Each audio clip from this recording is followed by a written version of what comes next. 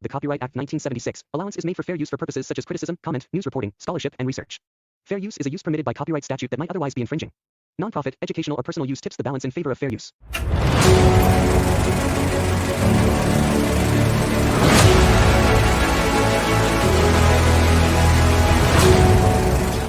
Mabel, what the hell wrong with you? You don't be coming. Wake the hell up. You about to give me a heart attack, Mabel. You too damn ugly to be waking somebody up in the middle of the night.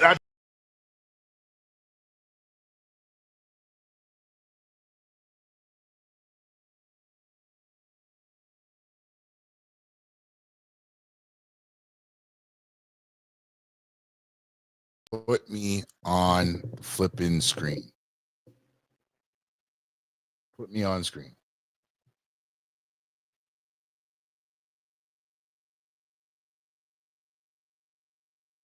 Why is this moving so slow? Can y'all see me? What in the net? Yo, what's going on, everybody? What up? StreamYard.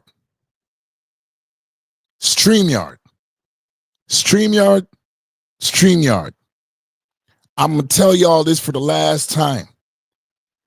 Get the OFs off this platform. Okay? No debauchery when Manzum is trying to run a quality show. Good grief, man. I couldn't even run the video.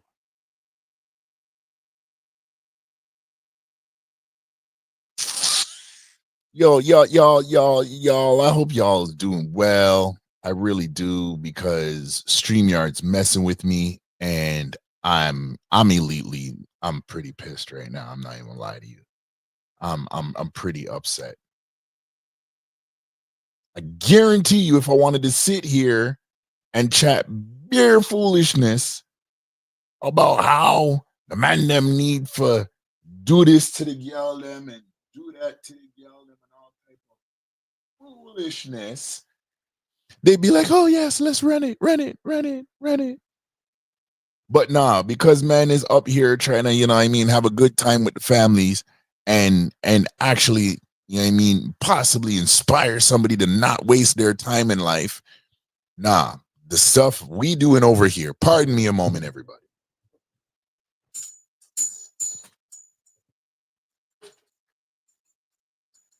Oh man, the stuff we doing over here always has to get capsized. Why they got to do that to you, brother? Why do they have to do that to me? And I'm not gonna lie, like, yo, if y'all really knew how upset, yo, I'm not even gonna lie. I'm upset right now, man. I'm vex, yo. And like, these people just, no, but real talk. Like, I hate to start the show off like this. Real talk. I really hate to do this, but like, I don't understand how these guys will let all type of madness come on this platform and Facebook and all these platforms, and then wonder why the world is the way the world is. But our brothers up here trying to, give some introspection and some insight. A little food for thought, little provoke the knowledge. And these guys want to sit here and froze you up the flex, my lord. Yo, StreamYard, virgin, might as well start giving people some payback, man, because y'all going too rude at this right now. Y'all going too rude at this right now. Really and truly, Let's see if we can recap some of that lost energy. Thank y'all for rocking with me the last 18 minutes. That StreamYard's been messing up the flex. You know what I mean? Not happy about it, but it is what it is. You know what I mean? We ain't gonna cry over spilt milk. We don't just sit in the mess that we're in. We progress. You see what I'm saying? StreamYard, you're gonna make me fight you. StreamYard, get it together. Real talk. And for y'all people, thank you for being so patient and so kind and you know, all that good stuff in between. I'm going to try this one more time. One more time. And I get it. You know what I mean? Maybe for StreamYard, it's not used to me having so much things loaded up. I get it. Okay. But I really want to rock this out for the people, then. Yeah, I mean, I don't understand how they're just moving frowsy with my flex right now. You know what I mean? Like, yo, it's some real disrespect things.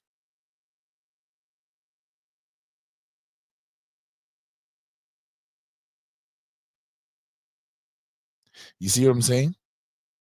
You see what I'm saying? Y'all see this? Y'all see this, right? Okay. All right. But if I go on a campaign and tell everybody for forward off of this place, then I'm the bad guy. All right. All right. All right, StreamYard. All right. Done now. Say less. Say less.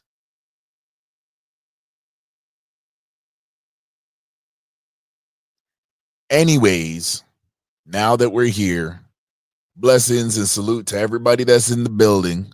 Thank y'all for coming in early, even though StreamYard done messed up the flex. But we're here rocking out none the less. Okay.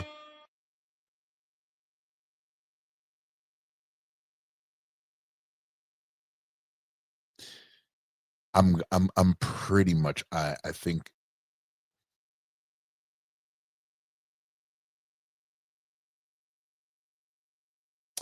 StreamYard, get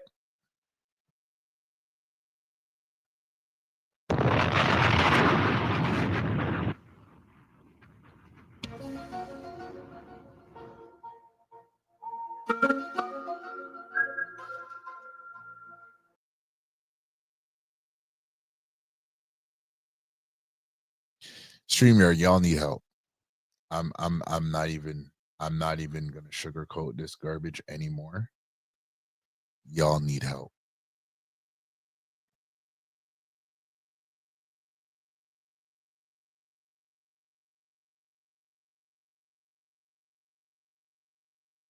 I'm so sorry, y'all. This like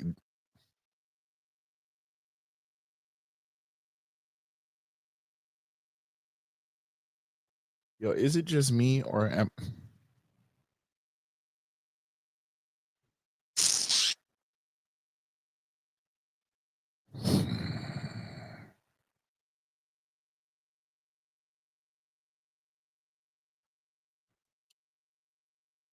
StreamYard, get your guys' garbage together. Real talk.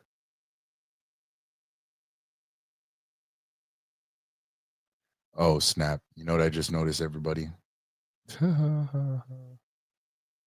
might be cussing them for no reason. And I was. It is what it is.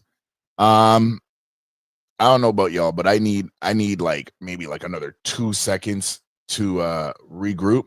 StreamYard. Whoa, I want you to put it out. Put some respect on it. Listen, when you say my name, put some respect on it. I ain't playing with y'all. Put some respect on it. And I ain't gonna say it. And I ain't gonna say it no more. Listen, now I could have pulled up. Put some respect on it. But that ain't gay. Put some respect on it. I wanna look in your face. Put some respect on it. I ain't gonna say, and I ain't gonna say it no more. Oh, are we finished? Put some respect on it. Or is we done? Oh, put some respect on it. Ah! Oh, three of y'all. Put some respect on it. And I ain't gonna say it. And I ain't gonna say it no more.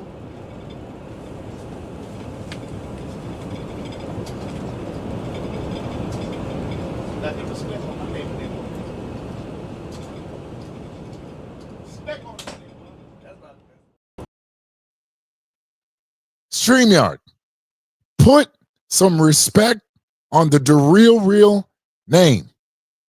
Thank you all for being in the building. Thank you all for getting this chat live and popping. You know what it is. Hashtags real ones. if you please be so kind, and if you've never been over here before, please do me a favor, drop your location, not your actual address, because nowadays I feel like some people need this explained. And I'm not trying to say that anybody in the chat currently doesn't understand this motive, but there are some people that are in the YouTube streets that are new to technology and they don't understand what's going on. So we need you to put your location, as in country or state, or if you're in Canada, province, and then just put hashtag real, the number one, and a little S. You know what I mean? So that way we can know that you're rocking out with us. And as you can see, I'm in my Moses flex right now. I got the Moses beard rocking out, and we're kind of chilling. I'm a little pressed. Today was not, it didn't end the greatest. I'm not gonna lie to y'all. You know what I mean? It didn't end the greatest. You know what I mean? It might ended up with me being a little bit of a jerk. It might have ended up with me being a little bit out of character. What up, broski? Salute to you, Mark Evans. Salute to you, King Dreams. This Kings and Dreams. Every time I've been trying to put this brother's channel's name, I've been just putting it in wrong. Kings and Dreams. And I think, if I'm not mistaken, he's a fellow Torontonian, but we'll talk about that another time. Again, Mr. Marcus Evans, salute to you, brother. Salute to you. My goodness. We got my brother, different mother, same hemisphere, Mr. Intellectual Soapbox himself, Mars Best. And I know I like to say it like after Mars, you know what I mean, on the back of the Jordan 4s, you know what I mean? Moving and grooving, directing from behind the scenes, Mr. Mars. We got Mr. Rush in the building. Salute to you and the whole Ubuntu network.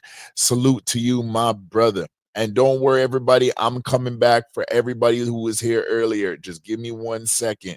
Miss Sister 12th Street, salute to you, brothers. I mean, sister. You guys can see where my head is at. I'm so sorry. 12th Street, salute to you, Queen. Salute to you. Much love for being here, even though you can't stay for a long while. But the fact that you are here regardless shows that I really appreciate it. And you are here to support. We love you. Thank you for all the support. Stan, salute Stan. He said, don't get vexed. Thank you, sir. I was trying not to. Dr. Quantum, man, I really wish I could have had this video, y'all, for y'all, but nothing's ever total loss. Where technology fails, done no. We'll have this ready for next week and queued up. Salute to everybody that is on Twitch and Kick that is chiming in tonight. Make sure you hit the like, follow, and subscribe, and we will be sure to show you that love back. Now, let's get caught up into what we're going on with tonight.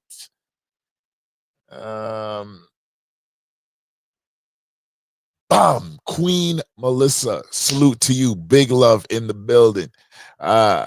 Kings and Dreams said, nope, I'm Jamaican, but raised in New York. My most recent guest is from Toronto. Yes, I was in the building chiming in with you. That's what you guys, it's the real podcast. I'm going to have to get a little thing that goes out.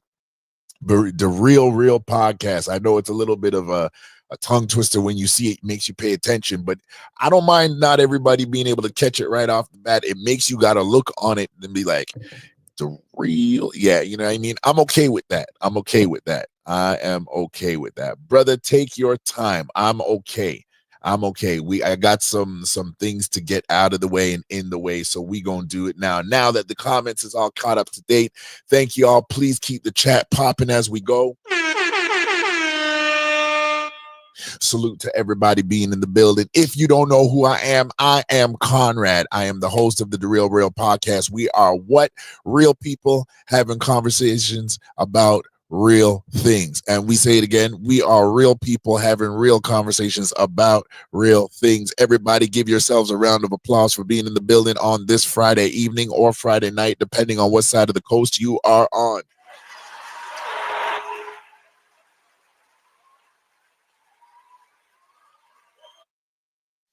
And as mentioned, I think I mentioned it last week, we got 2, it was supposed to be 3, but you know what I mean, StreamYard. StreamYard, I'm gonna be on your neck all night. Okay, I'm gonna be on your neck all night. First announcement, except for obviously tonight. Well, no, tonight's the first Sunday.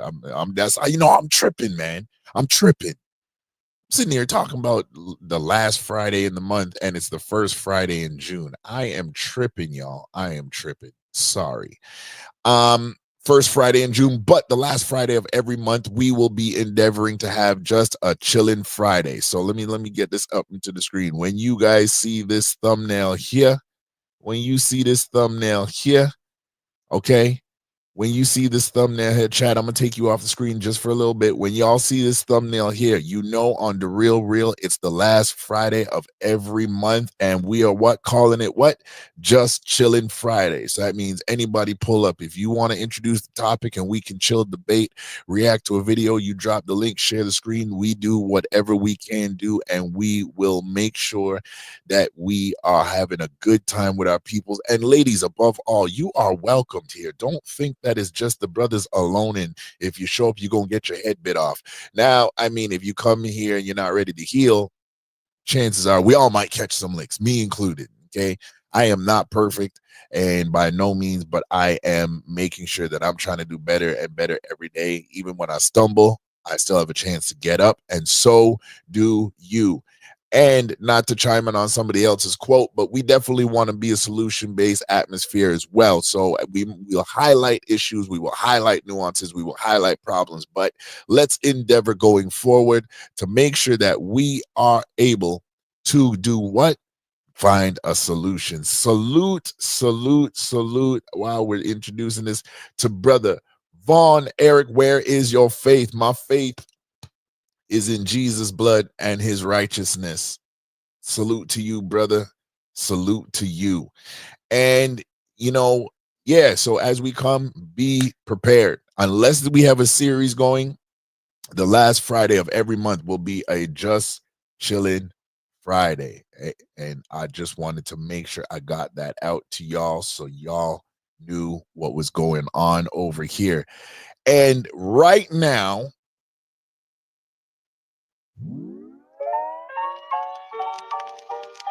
we're going to proceed to give you what you need. Now, this is the biggest one of all.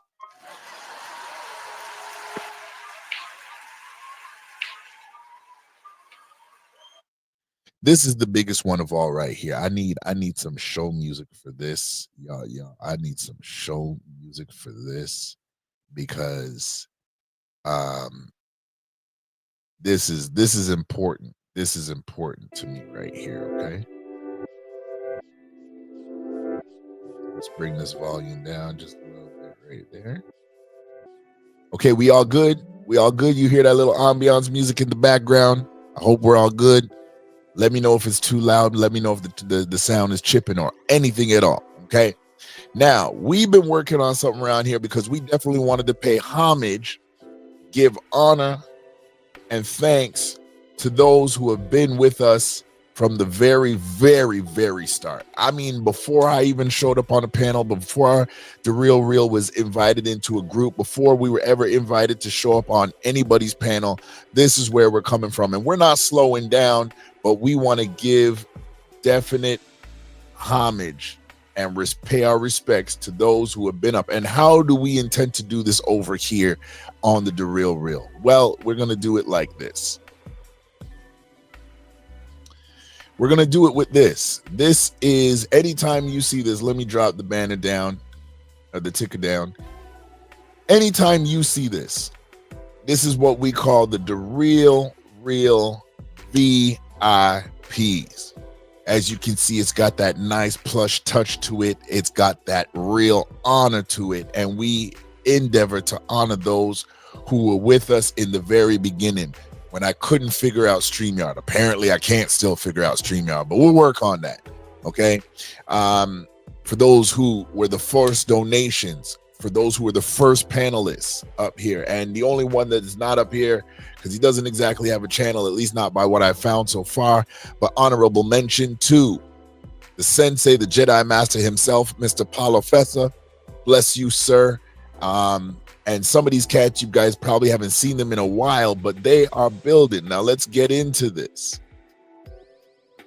This is where we get to the VIP. So when I say put up them hashtags with real1s on it, yeah, you definitely want to make sure you get it. And it looks just like this.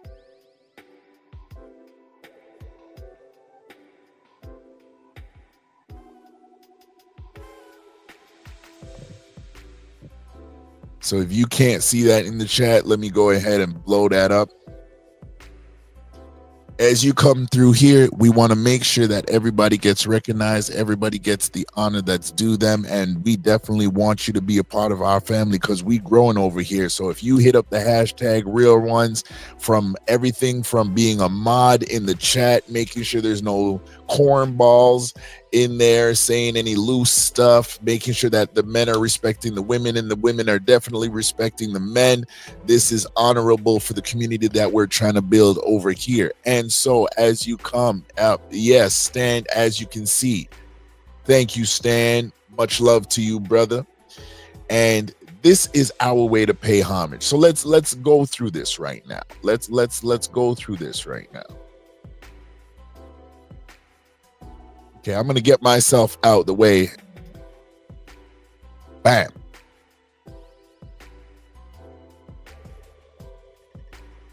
Right? That part, yeah. Fellas, we're nothing without the ladies. Ladies, you're nothing without the fellas. Let's acknowledge it and keep it moving. Okay. So soon enough, and we're working on it behind the scenes, where we will get this golden brother here nicely activated and animated. Yes, that's what I like to see. Real ones across the board.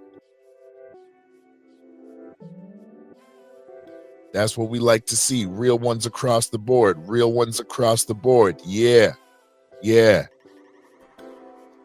Now, soon enough, we're going to get this golden brother here, this Doc. I would call him dark chocolate. He's more, but he ain't really dark chocolate. We'll call him the Black Gold Knight. We're going to call him that. You know what I mean? We'll call him the Black Gold Knight. As you can see, we will be highlighting. Oh, my goodness. Oh, stop the music. Stop the music. Stop the music. Oh, my days. Stop the music. Stop the music, y'all. Stop the music. Stop it. Oh, my gosh. Hold on. I got to come back on camera. Y'all don't know how special this is. Can we all give up some, I almost said praise. Can we all put our hands together and salute for this queen being in the building over on this side, first time on the Real show and rocking out with us.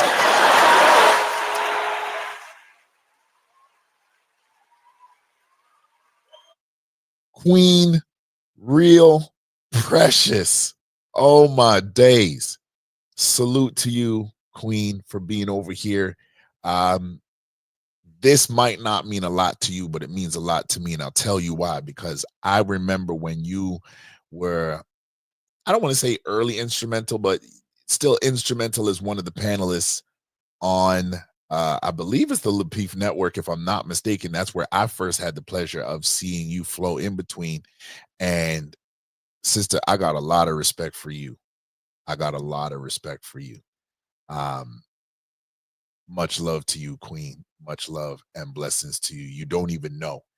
And you can clip this as long as I'm available. If you need me to be somewhere, I am there. You didn't ask for it. You didn't tell me about it, but I want to exactly. Thank you, King. Thank you. Exactly. So I definitely want to pay homage to you. And you know what? Hey, don't be surprised if you get added up. Let's get back to this announcement here, okay? I really want to get back to this announcement with this. So, as we were saying before, we're going to get to that point where we have this Stop, brother, here holding up the real card. That is symbolic of the fact that somebody will be brought into the family. And this is not just the VIPs. We got some people that will casually watch, and we are thankful for you. But for those that are going to be part of this family, this community over here, we wanted to let you know that we honor you. And we honor you so much that being as part of the VIPs, we are going to be doing what? We're going to be acknowledging you. So when you see these people, and when you see these channels, you're going to see their YouTube link for right now, right? Because I'm going to make sure I get up where I've seen them the most or where I've interacted with them the most. I kind of view Instagram as pretty private. And so I won't throw out everybody's Instagram first without asking you directly. I will DM you and ask if we can put this up. But guess what? Again, what is it? Like, share, subscribe. I think this is it. And if we as Black people understood, not just we talk about the economic power that we have worldwide, over $1 trillion worth of buying power. But the problem, what we've always highlighted is that money never circulates back into our community for our community. So if we understand that and we highlight that as an issue, then the same thing is true also about our virtual currency. So we must get to a place where we understand that a like for like, a share for share, and a subscribe for subscribe keeps our Black currency virtually flowing and building for us, through us, and by us. And to God be the glory in all things for everybody in their creative measures. Brother, I want to thank you for that. Thank you, brother. It took me a couple of weeks of getting this kind of out of my head and into where everybody could see it. And so one of the first brothers that I encountered on a different panel, I don't know if he's here tonight, but that's okay. He's been one of the first brothers that is literally subscribed to this channel when we were only at like 3 subs, 10 subs. And not that the subs mean everything in the world, but they're part of the business of YouTube and what we do. Mr. Hassan Tahir, he's not here right now, but if he is in the building, we salute and honor you, sir. We salute and honor Tassan. Hear me, Tassan. I done messed up the brother's name. My bad. Hassan Tahir. Make sure you go and look him up on YouTube and let's get him that subscribe. He's not Jackie Chan, everybody, but I salute. He's got an affinity for that brother, and we salute to one of the best ninja masters out there, martial artists, Hassan Tahir. Make sure you go and hit him up on YouTube at Hassan Tahir 1980. Make sure you go and hit him up. Make sure you go and do it up. Pay it back, because he's been on a lot of people's platforms, whether he's coming on as a panelist or he's liking and subscribing or commenting, and those things go a long way in the YouTube business. We are here to get our points across and relay our messages, but I don't know about y'all. We'd be remiss not to mention hashtag Malika Andrews. We'd be remiss not to mention that the likes, subscribes, and the shares and the comments go a long way too. All right.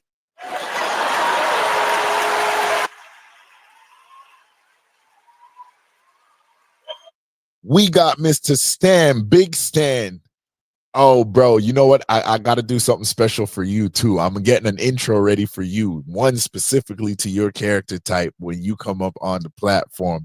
But everybody, even though he's always making sure that he's out supporting everybody's platform, he's liking, he's subscribing, he's sharing, he's getting out the messages when you are live, even if you didn't ask him to.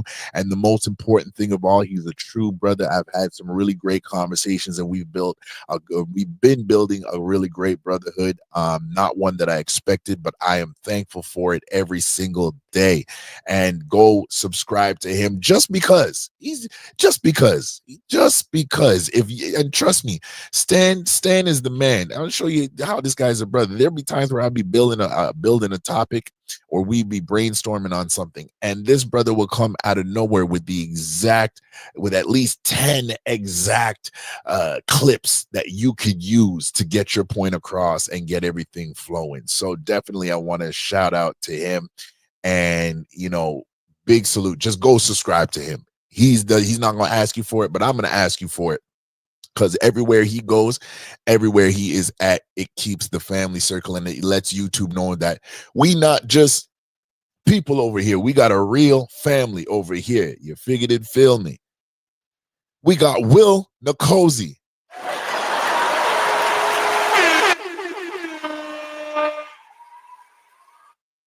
Now,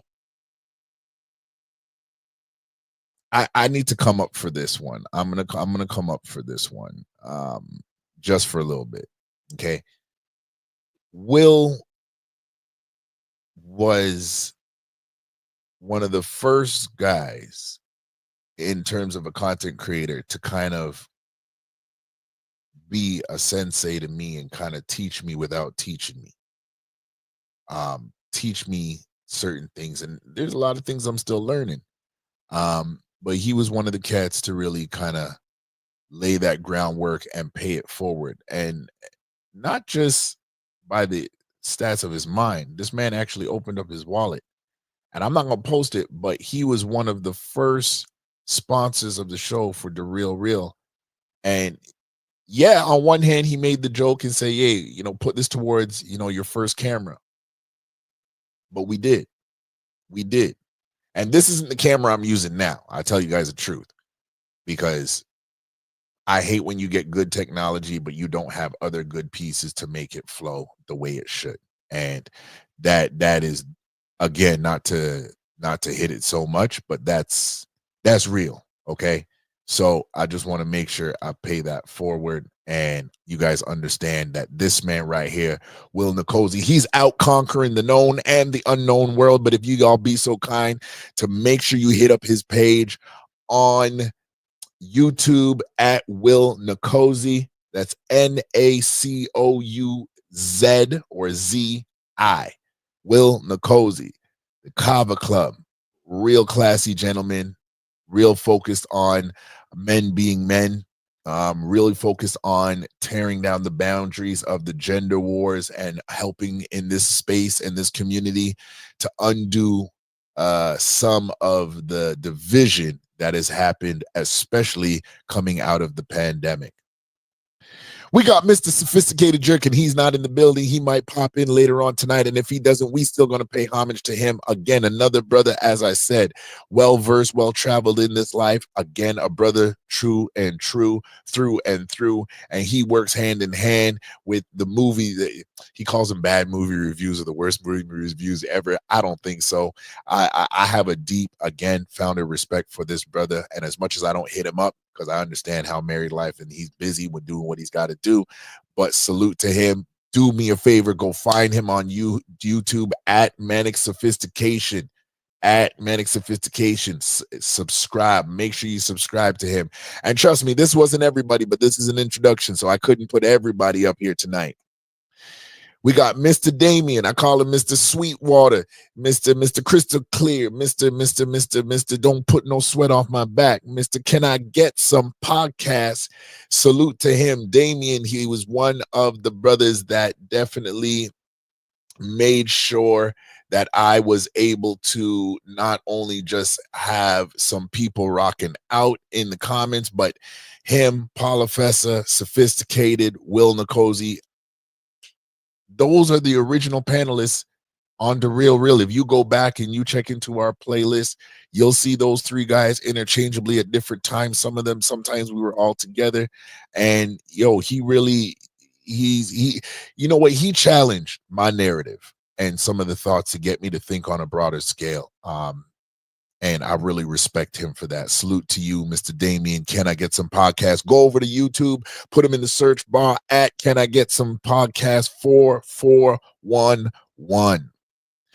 Mr. Intellectual Soapbox 4538. Now, this brother right here, we've kind of formed a deeper bond, understanding certain things and being able to, he throw things at me, I throw things at him. Great accountability brother. Is a great accountability brother. Definitely one that'll hold you accountable and say, hey, bro, this isn't, I'm not trying to embarrass you, but this is a rebuke. And, we can't be stuck in one way of thinking. We got to come up from that if we're going to look to grow high. And as he usually says, he don't want no sausage party. He's got to see the ladies up there, and if his ladies not up there, he is not coming up. He'll remain in the comment section unless the topic takes him. So I definitely want to be about that over here. So, you know, to my queens that are out there, definitely don't be afraid to come up when you see us go live. It doesn't matter what it is. Definitely we need your perspective, because you are the other half of the coin. You are not a quarter. You are not a percentage. You are the other half as to our other half, and we need you whether we are connected intimately or not. Now, y'all don't know this group right here. We actually have a partnership on the business level, and at QOC Network, we're building something very good over there, and they're helping me as I'm helping them, and we are a family. And the more and more we get bonded together, this is another part of what we're talking about, building our virtual currency as Black people. And this is a whole conglomerate right here of Black people. Definitely go subscribe to them. They're on pretty much every platform that I'm on, but let's take the first step. Go at QOC Network on YouTube. Go subscribe, like, and share.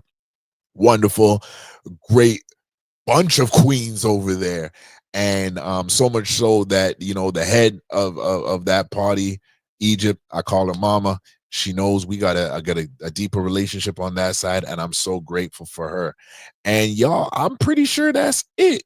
I'm pretty sure that's it. Y'all still good? Y'all still good? I know this is a lot to take in. I know this is a lot to take in. It is. But definitely it's necessary, because one, we again putting in that work behind the scenes. We got some things that we want to do. And y'all, I'm gonna try this one more time. You know what? I'm gonna leave it. I'm gonna leave it. I'm gonna leave it for another day. I'm not gonna try it. I'm not gonna try it. I'm a little vexed about it. So yeah, I'm a little vexed that I didn't get to do that. So guess what we gonna do? We gonna hit up. Oh no. I can't. Y'all can't let me do this wrong. Y'all can't let me do this wrong. Where we at? Where are we at? Where are we at?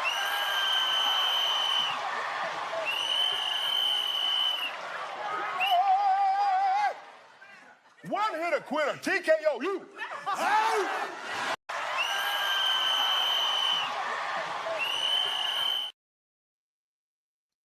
Yes, you know it is time for my favorite segment. Never, well, I can't even say often duplicated, never replicated, and all that stuff. But it's time for the one hitter quitter.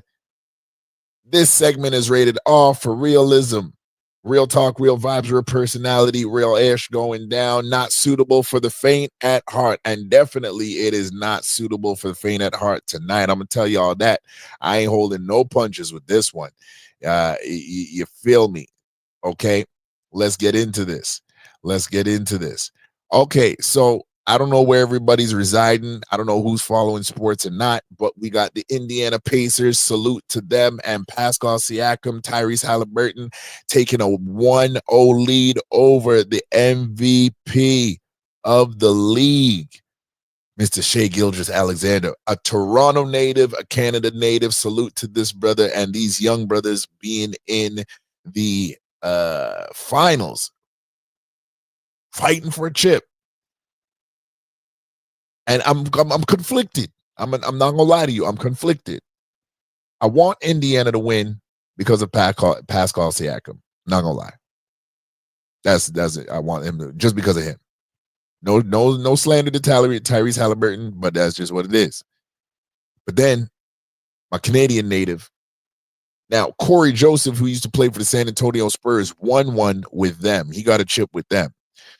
But this is imperative, because I think, if I'm not mistaken, Shai Gilgeous-Alexander will be the first Canadian basketball player to win an NBA chip, being the focal point of his team, MVP of the league, Eastern Conference MVP of the playoffs. And If he is to win, we all know if OKC wins, we know who the finals MVP is going to. So, yeah, I'm hoping for all that is Canada that he wins. But I can't lie. My brother, Mr. Get It Out the Mud, Mr. Didn't start playing basketball till I was 17. Tenacity, fortitude, focus, determination, hard work. Mr. Pascal Siakam, I'm definitely, I'm split, man. I'm split. I am definitely, I'm gonna lie to y'all, I'm split. Now, Miss Angel Reese, let me say this, okay? I appreciate and I can applaud her for the work that she's putting in. For whatever it matters or doesn't matter, maybe it matters, I don't know. If it matters over here, I want to say this. Please, Angel Reese, do not blame anything more on racism, please. Because they will use you as a scapegoat, especially being the feisty sister that you are. And obviously, there's things about your game that got to get better. I ain't here to talk about that. But the season opener when you lost to Miss Caitlin Clark and Real Talk said that the fans were being racist and the WNBA did what they were supposed to do, investigated your claim. It came out that it was a lie.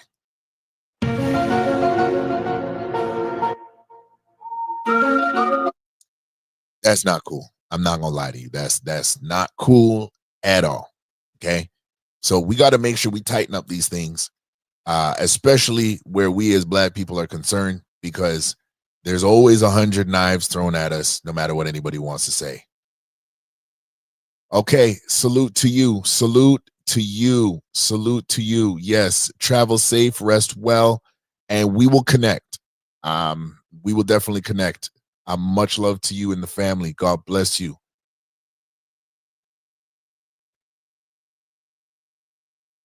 Yeah, Angel Reese, tighten it up. Tighten it up. Okay. Now, I'm going to get myself off the screen because this is important. And it's kind of on topic for what we're dealing with tonight. But brothers, talk to me a little bit.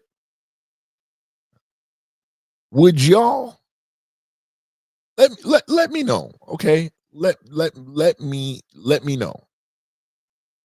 Would y'all get married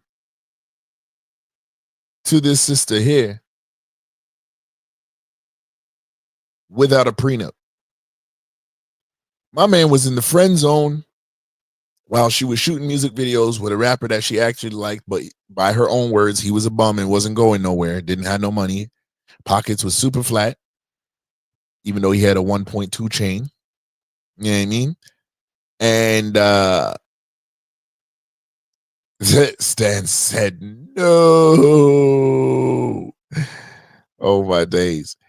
Like, listen, sisters, if you're seeing this and you're like, oh no, he about to go in, here comes that red pill talk. It's not red pill, it's just science. It's not even science, it's math, okay?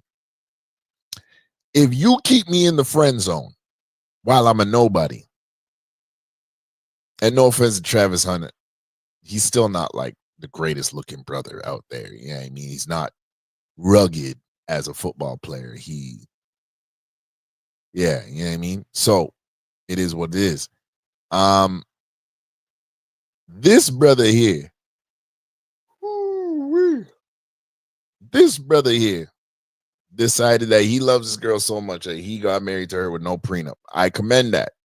Had she not been the one to be booty clapping up in the club while you're in the parking lot waiting to drop her home. So much so that when you guys you're together, everybody knows it. Bam, bam. Okay. How are you going to come on live stream and be telling people that you don't really like me like that, or you didn't like me like that? You didn't even find me attractive. Like, did nobody prep her on how not to ruin the man's reputation online before she got online? Because at the end of the day, Jamie Foxx playing Wanda from A Living Color. Oh my gosh, it is so true. And I can't zoom in. Oh no. Oh no, Stan, why would you do that? Hold on, I got something for this. I got something for this. Did you know that I can see you? Bruh. Bruh. Well, let's be nice. Let's be nice. We don't have to go there. I mean, you're not wrong, but you didn't have to say it. I mean, good Lord. Stan, why, bro? I never gonna get that thought out of my head now. Oh my days. Well, I am, because I am. Y'all, can y'all excuse me for 2 seconds? I hope y'all won't be mad, but I gotta do this. And there's something I gotta do. You didn't see that on the dance floor. Oh my days.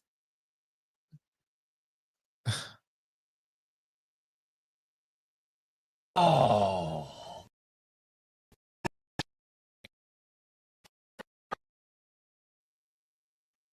I don't know what happened. Okay, yeah. See, you see what I'm saying?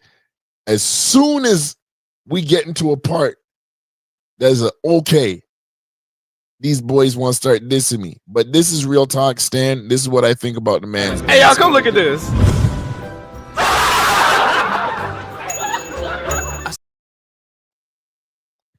That man's dancing was horrible. Yeah, bro. Like, I'm sitting there and I'm like, oh my days. That was just horrible. That was absolutely horrible. Now, let's shift gears for a minute, bro. Because I'm trying not to how do I say this? I'm trying not to cover this because, like, it's part of another series that we're gonna be doing in July. I really am. You know what I mean? But real talk, and I'm sorry, everybody. I'm slouching. Like, yo, I got a whole nice couch up here. Like, I'm good. You know what I mean? Wifey doesn't set up the podcast room immaculately. Okay. This brother went to court, and in the midst of court this week, sitting there looking at the jurors, as the lead attorney would say, the jurors. I don't know why he says it like that. I don't know if that's how you're supposed to say it. So I'm not even laughing at him. But this man's up in court sitting there, making faces at the jurors. I don't know how he says that. It must be like this is the part of me that's clearly not American. I can't say it. Jurors. Okay, that's where we going. There's the jury and there's the jurors. Okay. So apparently this guy was licking his lips and doing all these stupid faces at the jurors. And the judge was like, hey, counsel, get your man under control or we're going to kick him out for the remainder of the case, which means theoretically he could go back to jail and watch the case from jail. And they can't even watch it because it's not being publicized as a federal case. So, yeah. Bruh, Diddy, get yourself together, man. Get yourself together. I'm already, yo. Oh, I think I got it in this one. Yo, y'all, I've been dying at work on this all day, but like, let's get through this. Sophisticated said, drop the link.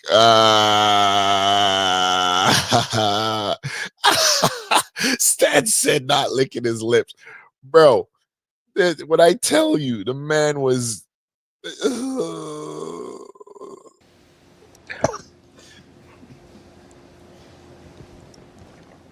You having an unnatural allegiance to losers is not like you. Yo, the man was just licking his lips. And I'm telling you, it was like, I'm glad I didn't see it up in court, but like, yo, if that's me, I'm throwing my gavel at him. I don't care if I have to ask somebody to serve me or, put a case on me, but I would ask for permission to throw my gavel at him. I really would. I really would. All right. I wasn't planning to do this just now, but hopefully y'all will give me some time to pull up one of the two videos that we gonna be reacting to tonight. So yeah, as you come in, oh wow, sophisticated, you waste no time. I heard doop. Pizza. Brother, what's going on, man? Chilling, man. I just had to come up and show you some respect, man. You always blessing everybody, man. You doing good content, but I saw the Diddy segment. I probably should have delayed a little bit. I was trying to get past it without anybody trying to say something. Finish that up. Yeah, shit. I want no well, parts of that. Well, no, we gonna have to have pause. We gonna have to. Damn. Yeah, we're gonna have to review. I'll say yeah. We're gonna have to review something. It's in this segment here, so we're not too far out of the unknown. But like, man, it's damn that photo though, man. Bro, I'm telling you. You see, the thing is about this guy, and this is the funny thing is, I literally typed in Diddy licking lips in Google, and this is the first picture that came up. And I was just like, the judge says, yo, tell your man to stop. But there's something else that I found out about this case today, and I don't know if everybody's been following it. I don't know if you've been following it. Maybe you haven't, because trust me, it is toxic, and you'll definitely need a mental bath after. Okay, no pun intended. But did you know that since like the ending of the pandemic up until like the month that he got arrested, Daphne P. Hear me, P. Diddy, 50 Cent's, the mother of 50 Cent's, one of his most recent children, was freaking off with the freak offs with him. Oh yeah. 50 upset. Bro, I didn't know that. Now, mind you, I found this a little timely because I was like, isn't it a little timely that the person who's always has a receipt on somebody has something to say and nobody has never been able to clap back? Let's be honest. Short of him getting shot 9 times, who has clapped back on 50 in this industry since he came out with Many Men? Even his first track. I can't remember. That's how I know I'm getting old. But it's ever since his first track, I can't think of an artist that has actually put on wax or mixtape and has actually hit him with some words. Chat, let us know. Sophisticated. I don't know. I don't know. I can't think of a track. I can't think of an artist that has hit him back. Well, Fat Joe, I think Big punning him a little bit. Yeah, yeah. Okay, the locks, yes. And Jay-Z, because you remember that How to Rob and How to Be a Gentleman. Yeah. He threw a swipe at Jay-Z, and Jay-Z came out on a concert, but Jay-Z only gave him a couple bars because it was with the one where 50 was like, man, I'll get at Jay-Z. I know he got some cash, something along the lines. Jay-Z came out on a concert at the Garden, and he was like, I'm about $1. What the fuck is 50 cents? So it wasn't major, but 50 talked about it. He was like, man, that struck a nerve, because he's like, man, that dude just threw like 2 bars at me and crushed me like I was like nobody. So no, that is true. But directly, not too many people ain't come at him. So he definitely had that stature of like, I don't want no problems with him. So, bro, this is what makes that even more imperative, right? Because you have, okay, let's put this together, right? Let's treat this like it's a Bible study. Okay. Hold on. Okay. All right. Jay-Z hit him with a bar. That was over 10 years ago. 10 years later, and my man has his baby mother on the stand. This is what she testified in court. She said, I loved Diddy and would do anything for him.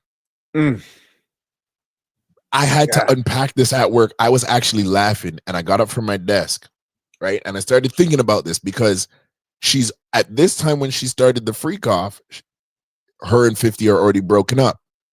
The baby's already born.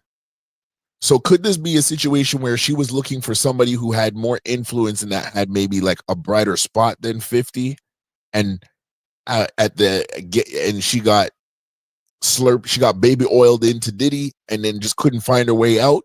Or because from the way she testified, she was down with everything. The only thing she wasn't down with was when P. Diddy used to get mad when the sex workers wouldn't use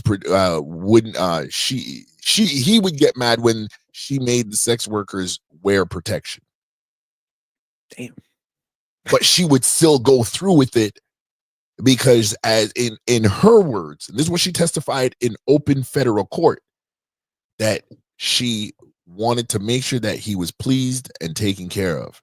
Even so much so that after she would massage him and cook him food and do all that stuff.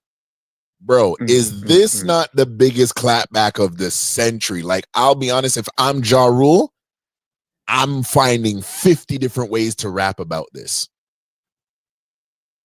Nah, facts, man.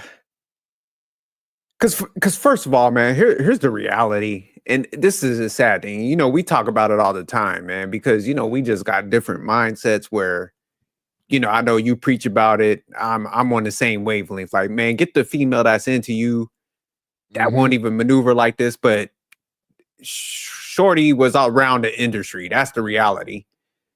Definitely a bad chick, but the type that's like, hey, I'm gonna jump on whoever's got the money and who's ever gonna uplift my life. And that's just the reality. And 50, I think he might have slipped up and had the situation with her, but I didn't even see. You know, you just don't. Give me 1 second. Oh, go ahead. No, I didn't see Rush back there. I was just like, oh snap! I went to add in something as you were going through. No Salute. doubt, man. What's good, Rush? Rush man. Sucker Free is a campaign. Staying sucker free is the campaign, brother, man. Salute to y'all, man. No doubt. But nah, just getting back to it, man. Like, man. Nah, so you know, you just don't go from 0 to 100. You know, if you in some freak offs, that means you had a freak off mindset. So that means Shorty was just looking to like, hey, who's gonna give me the best life? So 50 might have put some parameters on, like, look, I ain't gonna be on this super tricking shit. And that's where she was like, look, I'm jumping off, and Diddy's bracing me with open arms, and so she's going over there. But she had that mentality for the jump. She was already mixed in, looped in.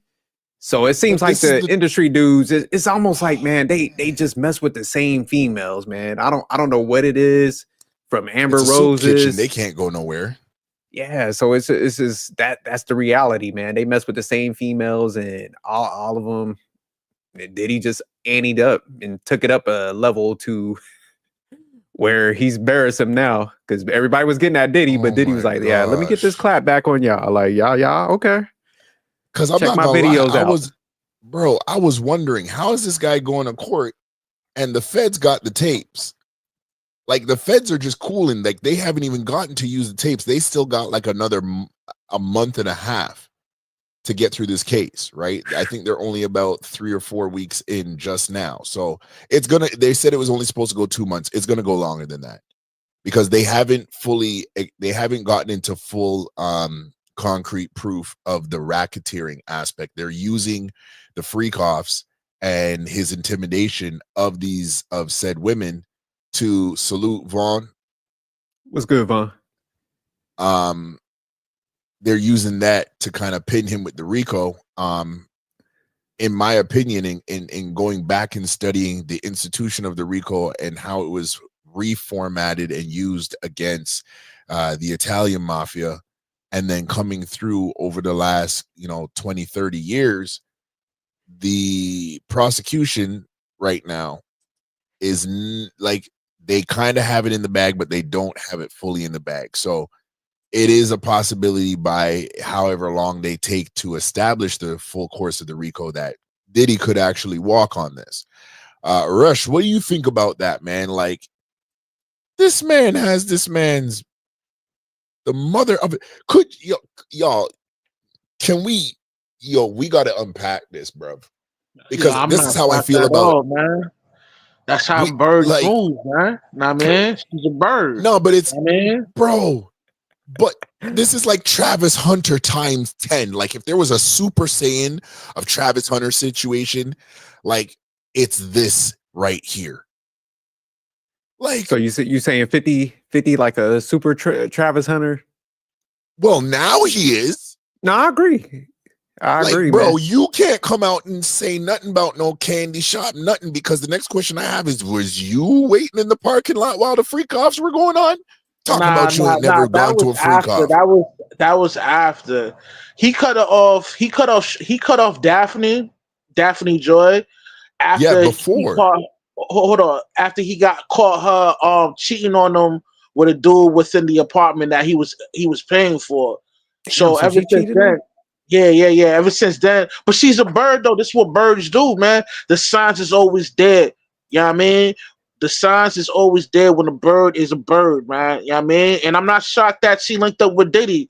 You know what I'm saying? Because one, she in it for the cash flow. Two, she's a super freak. She's into that kinky stuff, man. Know what I mean? A lot of times, dudes will link up with a chick, they be dating for a while.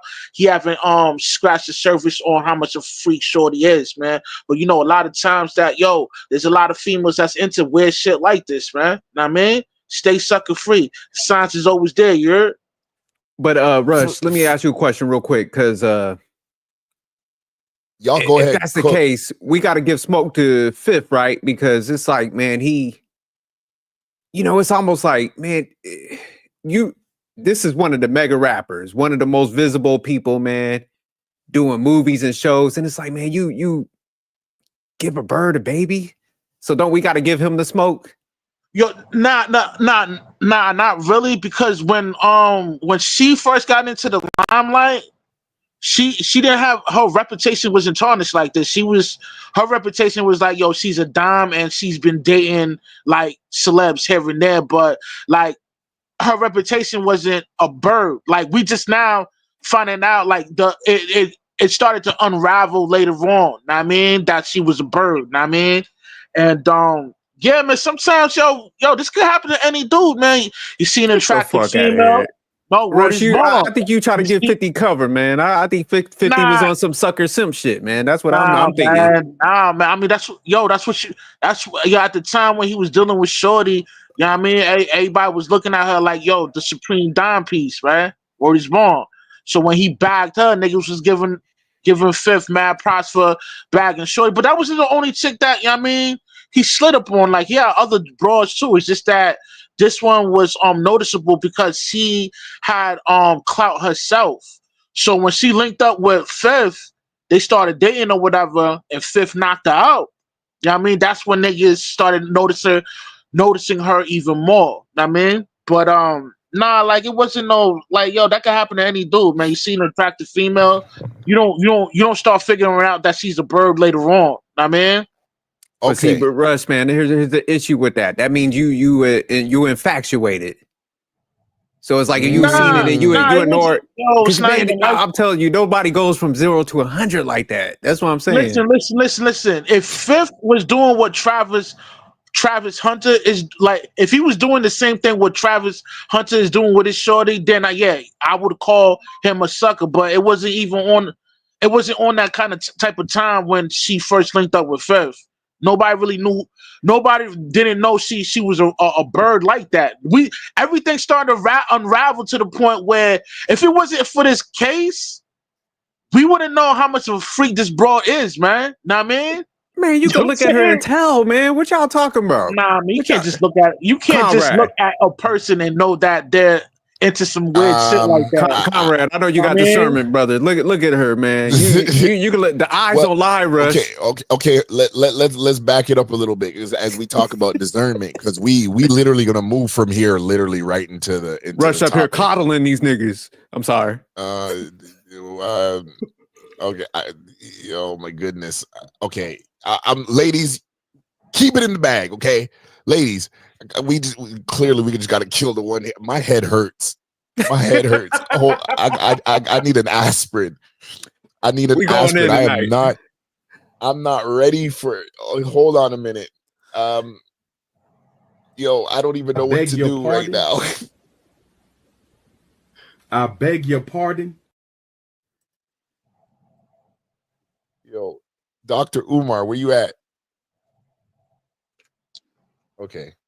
All right, you see what happens. You see what happens. Okay, I see you. StreamYard. You really gonna mess with a brother's flow and reputation at this time. Okay, all right, cool. It's all right. It's all right. It's all right. You know what I mean? It's okay. Do what you got to do, StreamYard. Do what you got to do. I'm telling y'all. Let me see one OF model using StreamYard and see if Jesus don't shut this whole thing down. Keep messing with me. Keep messing with me. Wanted to play one reaction. These guys won't even let me play my reaction. It's all right, StreamYard. Keep messing with me. Oh no, I got a whole host of heaven on my side, yo. This ain't no Diddy. This ain't no Diddy. Tell you that right now. You know, mess with the whole. But Rush, I'm Conrad, so can I cook glad a little that. bit? Yeah, go ahead. Go ahead. Nah, cause just Rush, man. I get what you're saying, man, and I'm a 50 fan, man. I was telling people from Power of the Dollar, I was like, man, son's ill, man. Queens all day. But just think about it, man. This is one of the biggest hip hop artists. The whole globe is at his feet. He's one of them artists that, man, he's on some Michael Jackson shit. He could go to any country, he's visible. So Shorty right there, man. There's background on her. All you have to do is get on what my man Common saying. He's like, man, you just gotta search the nigger net, and you can find any information you want, man. When she had her own little clout, nobody knew she was this level of freakness in her. Nobody really knew that. You know what I mean? I beg your pardon. I beg your pardon.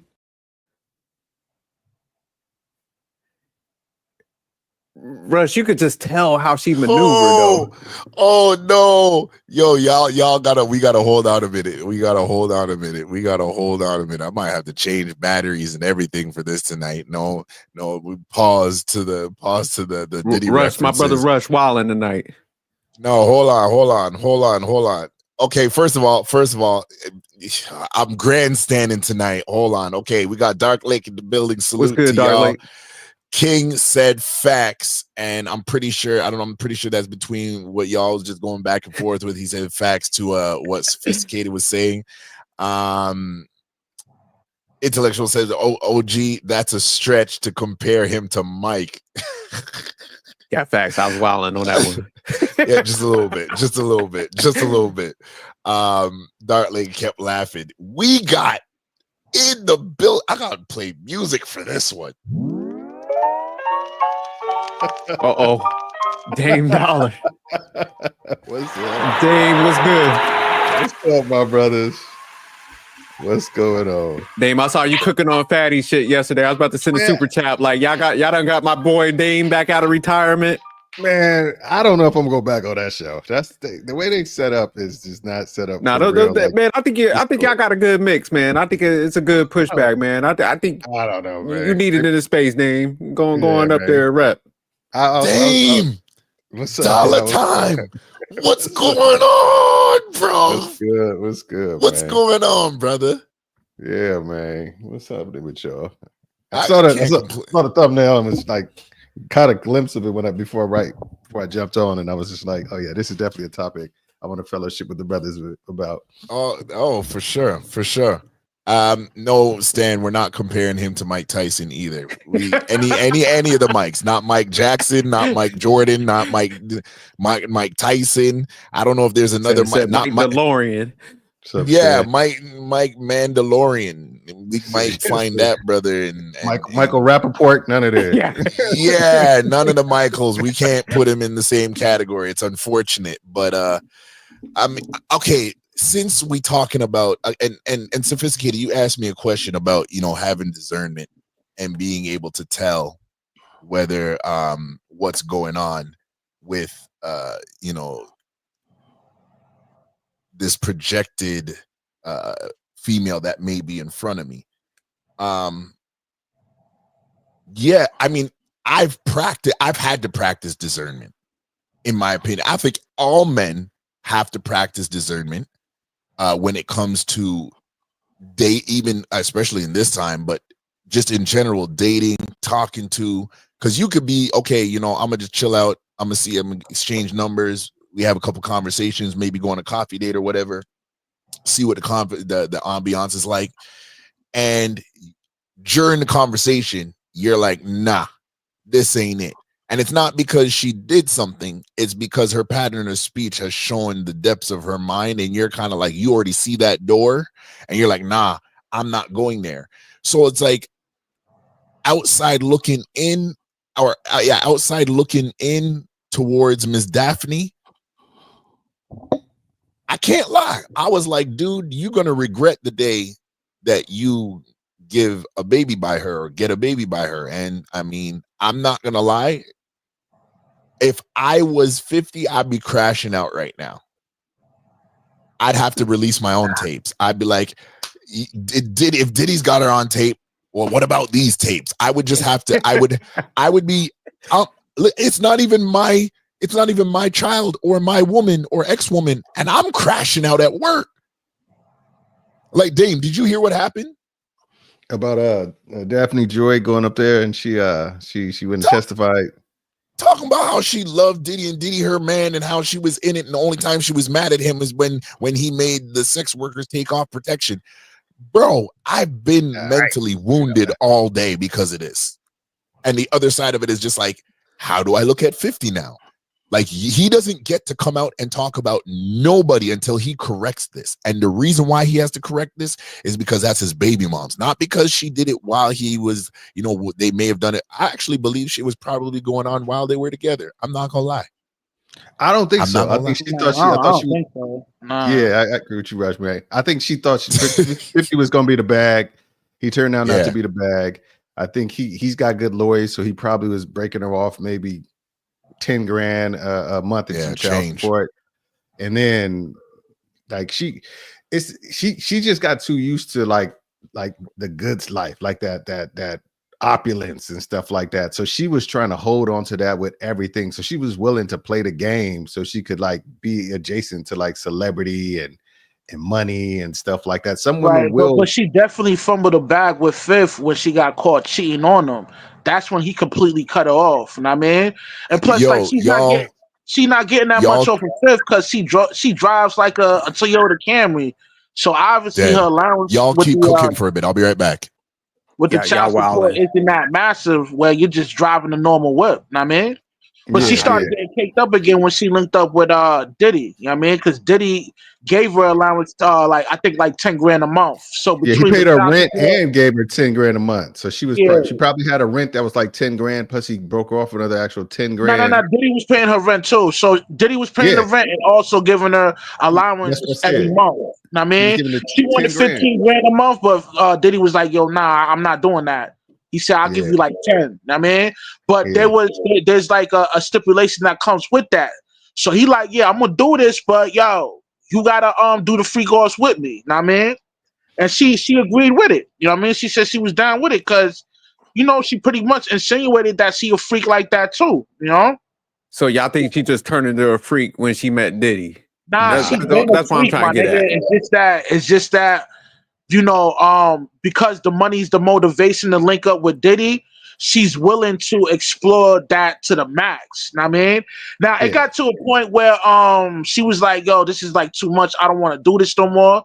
So Diddy will passively, aggressively let her know like he getting ready to cut her off, and then change her mind and be down with the freak off, you know what I mean, from time to time. You know what I mean? But all right, I just found her dating history because I looked it up. I was like, she was with Jason Derulo, Tyrese Gibson, Tyrese. I mean, yeah, Jason Derulo. So that's what I'm saying, man. They know, man, because these was both Jason Derulo and what's the other guy? We just said his name. Tyrese. They was before those two. That's what I'm saying, man. They mess with the same females, man. They all do. There's all do. When you run in them circles, there's like a group of women who get it. They know how to keep their mouth closed and their legs open. That's they know what's up. They look good on a boat, like when I used to do club promoting and stuff like that, it was like a group of women. It would always be the same group of women would call anytime there was like a a celebrity or NBA or NFL player's birthday. Anytime we was hosting one of their birthdays, it was always the same group of women that came who knew, and they rocked with them, or they got out the car with them or whatever, because they knew these chicks knew how to keep their legs open and their mouth closed, you know, for the most part, you know, unless they got pregnant or unless they really like did them dirty or something like that. But they just got passed around and they was with it because they got to have access to money and lifestyle. I mean, yeah, but it's just like, man, after you're like, damn, Tyrese, that cat stayed crying. I'm like, I can't go after no Tyrese. But this was pre-crying. This was pre-crying Tyrese. This was Transformers Tyrese. Yeah, at the peak of his moment, you know what I mean? Yeah. Like, and let's not even front. Shorty aesthetically is on point, so I can see bad, man. I can see why. Okay. Go ahead, guys. Go ahead. No. I was gonna say just to quickly interject, and I'll toss it back to you, Rush.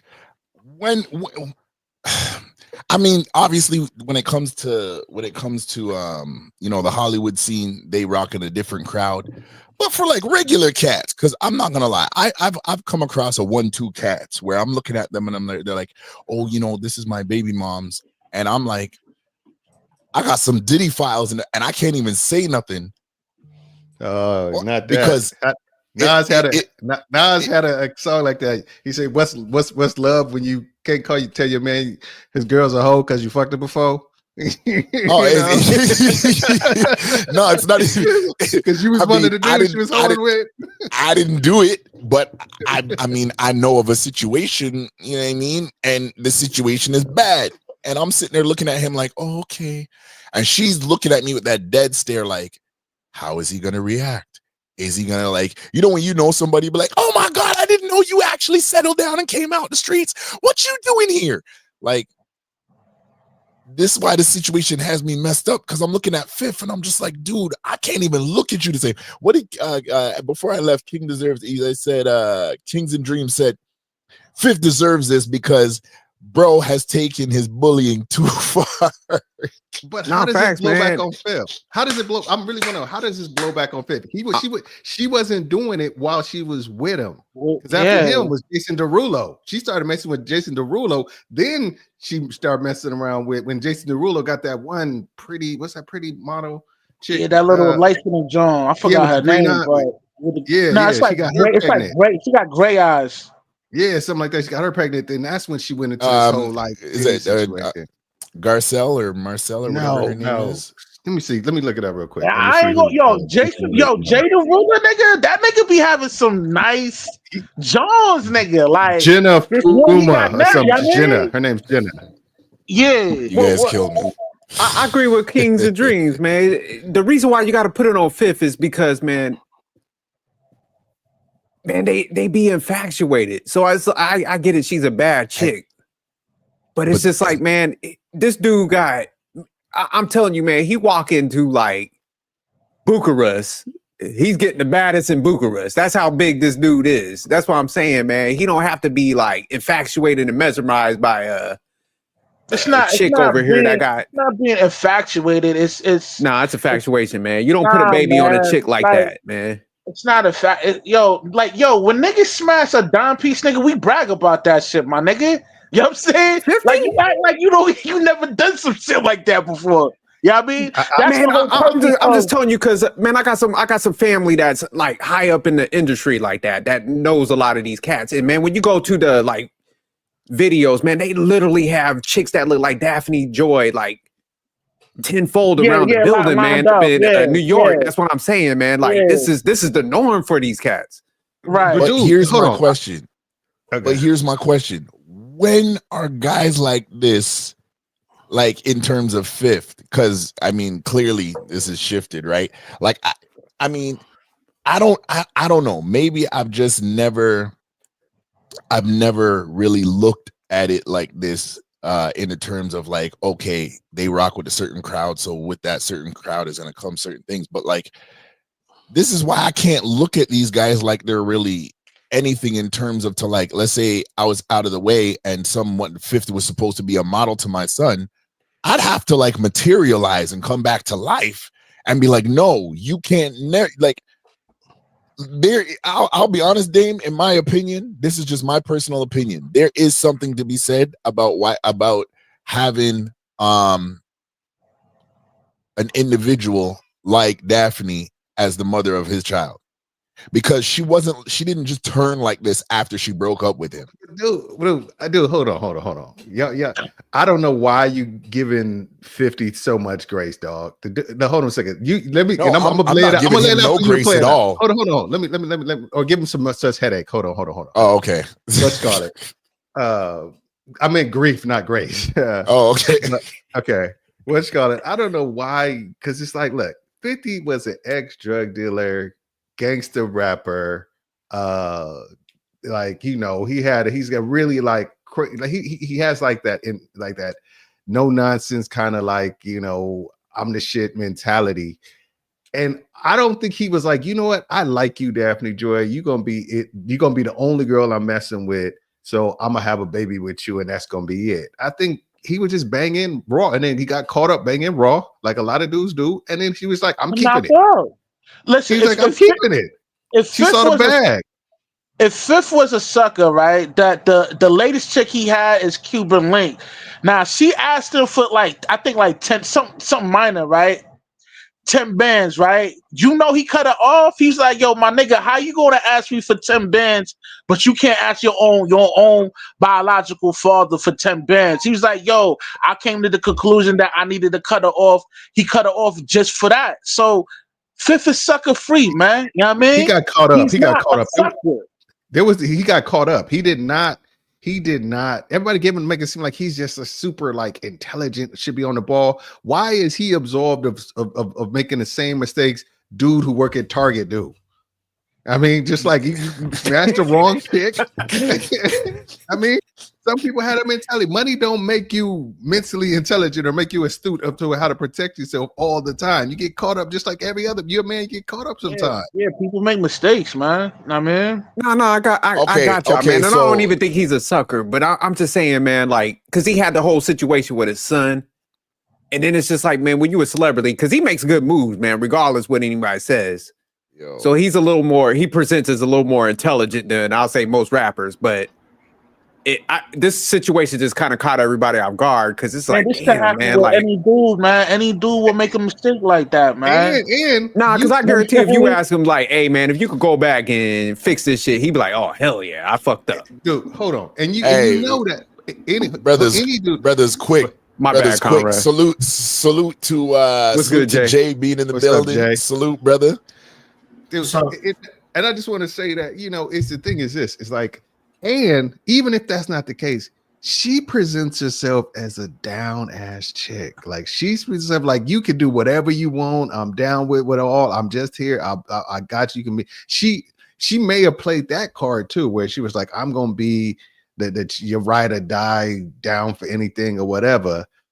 And I don't know, man. It's just one of those things where. But I don't think it's that. I personally think he just got caught up. He did what a lot of dudes do, smash raw because she looked bad, and she was like, "Nah, baby, don't worry about it. I'm good. I'm on a pill." And then she was just like, "Oh, you got a kid now." But I mean, what age was he when he got caught up? That's why I'm saying, like, if you're young, I get it. What was he? Damn near 50, damn near 45 or something. His son with her is like 60. Have been hoodwinked, bamboozled, led astray, run amok, and flat out deceived. Yeah, his son is like 14, 15. So let's just say he was 50. You talk about the one with Daphne Joy? Yeah. No, that kid, he's about like 5, right? He's like 15 right now. So he was like 34. Man, y'all tripping, man. Let me look up what that kid about like 5 or 6. 49. No, this was recent. I'm gonna bet that dude's like that little boy like 15, 14, 15. Nah, bro. Because you got to remember the only other kid that he has Wikipedia is a grown man still at Marquise. Don't use Wikipedia. bro, do you know people can change that what they want? You know that, right? Why would they change the name of the age of the kid? What would be the benefit of that? Like who? Like, oh my God, I'm gonna make him 20. You know, All right, so 50 Cent got 2 kids. Marquise is older, but that was his one he had. Marquise is 28. Goddamn, Marquise. I told you. No, but I'm talking Asking about the for one with still Daphne, asking though. for That's what I'm child saying. support at The one with 28. Daphne. How old is he? King is his name or something like that, or something like Sire that. Jackson, 12 years old. That's why I'm 12. Damn, okay. So yeah, this Same was a while ago. difference. He's one step away from being able to hold a job. Yeah, this cat about to be drinking, so I know he was that old. I thought he was like 5. So shit. Nah. He got caught when he was in his 30s. Man, you know what the thing is? I didn't. Now, how old is Fifth? Fifth in his 50s. 49. My head hurts. I got to take off my do-rag. My He head said he's hurts. 49. Yeah. Let me look it up. I'm older than Fifth. Yeah, he's 49. So okay, he was. He's 49. Okay. All right, Jay, let me bring you up to speed. Jay, let me bring you up to speed. So we was doing the one hitter quitter, and today while I was at work, I found out that Daphne had been a part of the Freak Offs and loving it, and I'm making the comment that, like, out of all the people that should have been clapping back at 50 the hardest, like Sophisticated dropped the timestamp and say, yeah, you know, Jay-Z hit him up with that bar, you know, I got $1, what the hell is a 50 cent? And then one of the hottest but I'm looking at this now and I'm like, bro, without a beat, this has to be the hardest freestyle that I've ever seen come out, where the diddler has the mother of his child. And like, this is my point, they broke up and the feds dropped the timeline that she's been with P. Diddy since basically the beginning or the implementation of the pandemic, really and truly the lockdown. So during the whole lockdown, and this came out in court today, that she was with him. And then when they put her on the stand, she was like, the only thing I hated about it was when P. Diddy made the sex workers not use protection. Now, I'm looking at it just from the everyday aspect. Forget Diddler, forget his case. Okay, we on the block. We all know that there's one guy in every crew that he's the Dirt McGirt of the crew. He's down with the man them, but he just does too much stuff for us to even breathe the same oxygen around him without having to go get tested. Okay. I kind of look at that situation as this with Daphne, because I'm just like, dude, you can't make fun of nobody for the next at least 10 years. Yeah. P. Diddy done dropped the 20. 20 P. Diddy done dropped the clapback of all clapbacks. And I'm wondering, I've been sitting there wondering, I'm like, why is Diddy just so relaxed in court about? And the feds keep saying, yo, we got these tapes, we're gonna drop these tapes.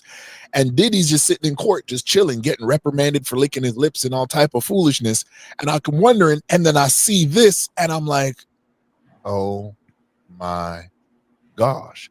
Like, I immediately felt grossed out. I'm like, I don't even want to hear any more 50s music because of this. Because I'm just like, dude, how did you allow yourself to do this? Like, I don't want to see you on an interview. Don't talk to me about BMF. Don't talk to me about power. Like, you ain't got no power now. Like, bro, if I was to see him on the block, I'd be like, dude, go get the baby oil. You might want to get a towel and go clean up that mess. Diddy's got a job for you because the mother of your child been testifying that she likes the oil. That's the thing that bothers me. Excessive amounts of oil. She likes the oil, fam. Jay, what you got to say? And that's how we got to where we are now. I'm giving 50 grief because this man didn't choose better. As the type we handling rejection, I'm rejecting Fifth. I got to kick him out. Facts. I'm on Conrad side, Jay, and Rush and Dame are trying to get in the G unit, so they sided with 50. I definitely disagree with Dave you, man. Objection. Yeah. I definitely disagree. Go ahead, Jay. I want to say something after you're done. Okay. I was no. Because the thing is, and it's crazy because I'm the biggest 50 Cent fan, at least growing up with what he's done, and you know, the things he's created and stuff, and Me coming too. out with this. And I'm gonna say this, and the thing is, I rocked with him for a long time. But now coming out with this information, yeah, he can't say nothing forget 220 years. He can't say nothing for like 50 years, given on his name. He can't say nothing. If he manages to live that long. No, keep it real. If you mentioned a little long, I got to say that because nobody's living forever. But hey, y'all, come look at this.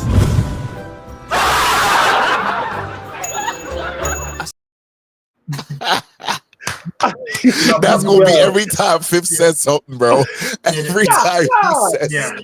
No, it is, and the thing is, for me, is I'm glad on you. I'm glad everybody, every brother in this panel said the same thing. I was thinking when I was hearing y'all before I came on up. And I've been saying this for years. It's baffling to me that these morons who are supposed to be millionaires or geniuses or brothers who get to some type of level be passed around the same B around, and it's like everybody, and here's a term one of my boys used to tell me a while ago. Everybody is clowned on their old bitch new nigga. Have to use that term. Hate to have to use it, but it's a real. And like I said, because I know people be like, you can't seriously say if you've never clowned on your old girl, on your new girl's nigga. Like, don't lie. I'm like, I clowned him one time. I did that one time because he sounded like a little girl. But the thing is, it's baffling to me that they do this. Like it's like a cult. Hey man, we go past Cassie around, things like that. Like, oh, she was with Tyrese, that y'all said earlier. She was Tyrese. She was with Jason Derulo. She was that motherfucker. She go to Diddy. Hold on, she was with Tyrese? Yeah, she was with Tyrese first. I didn't know that. Fast and Furious. That is disgusting. Tyrese Gibson. Yeah. That is disgusting. Yo, Conrad, you didn't hear these cats when they said, when the dude was crying and stuff.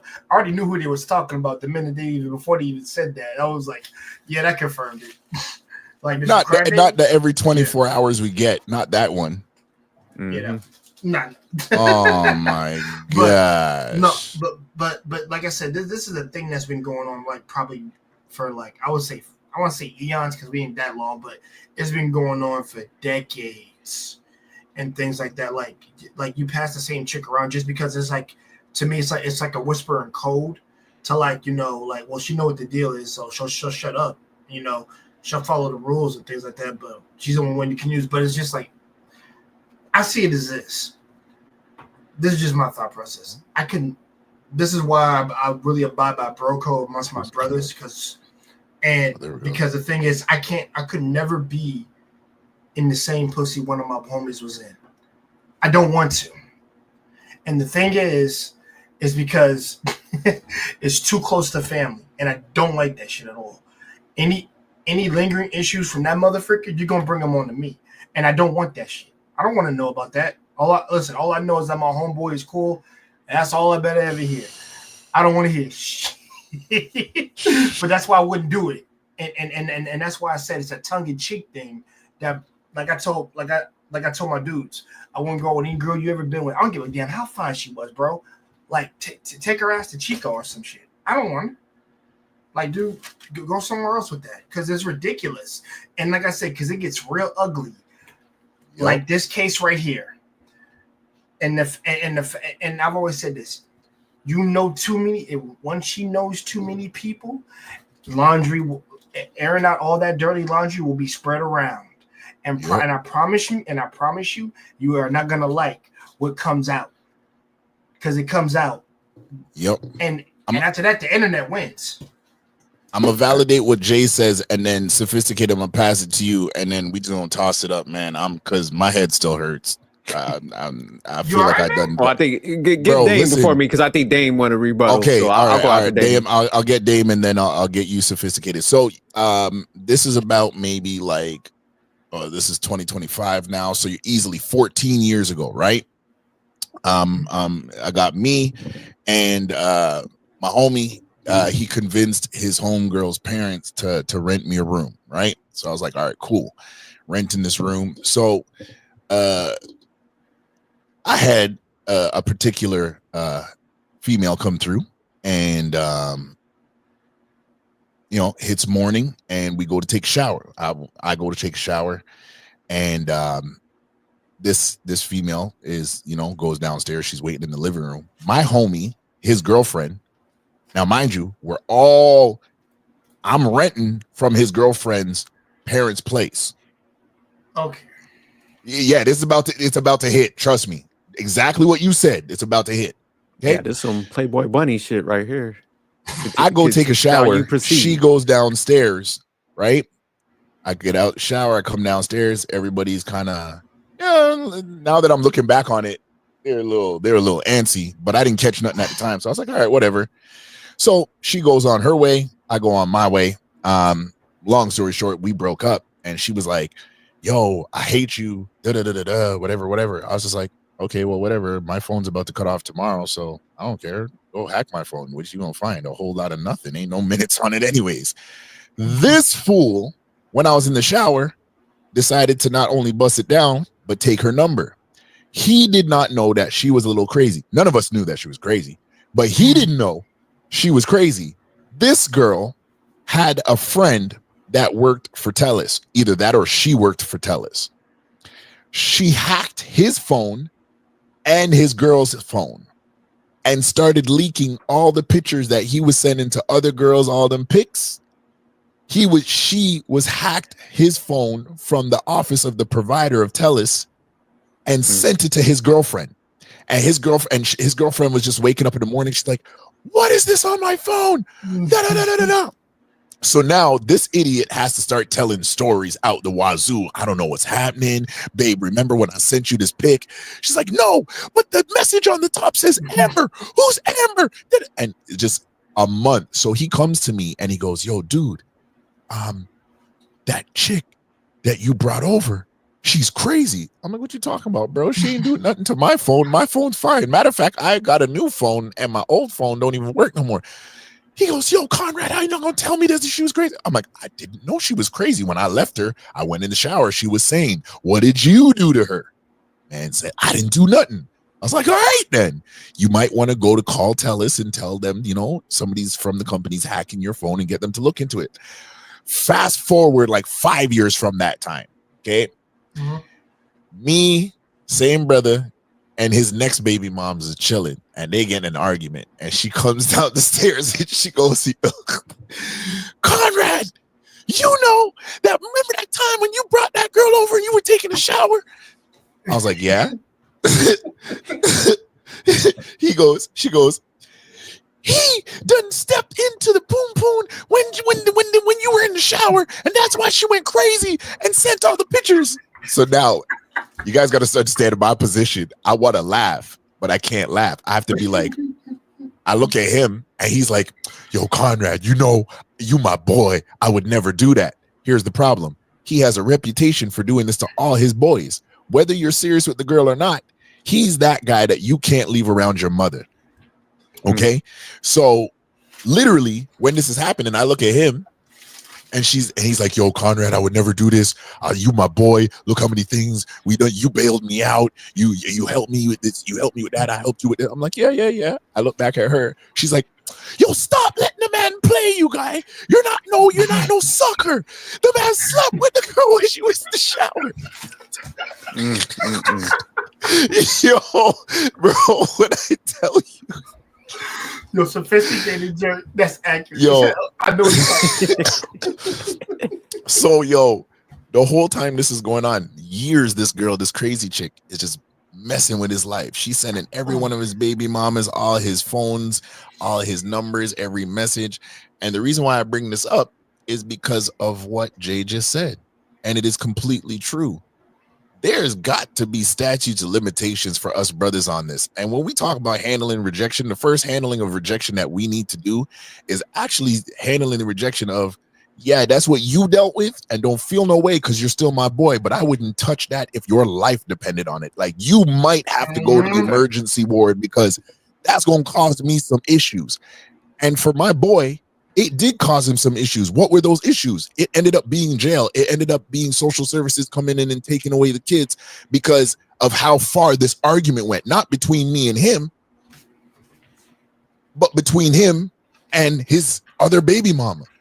So I'm looking at these situations, and I don't need to be 50 or be in a 50 in a Diddy lifestyle to understand that, like, okay, The same way they're dealing with a certain crowd of women is the same way regular average dudes is dealing with a certain crowd of women. And unfortunately, the story traits are too close together for us not to say, okay, we need to eloquently handle rejection and be like, nah, that's not for me.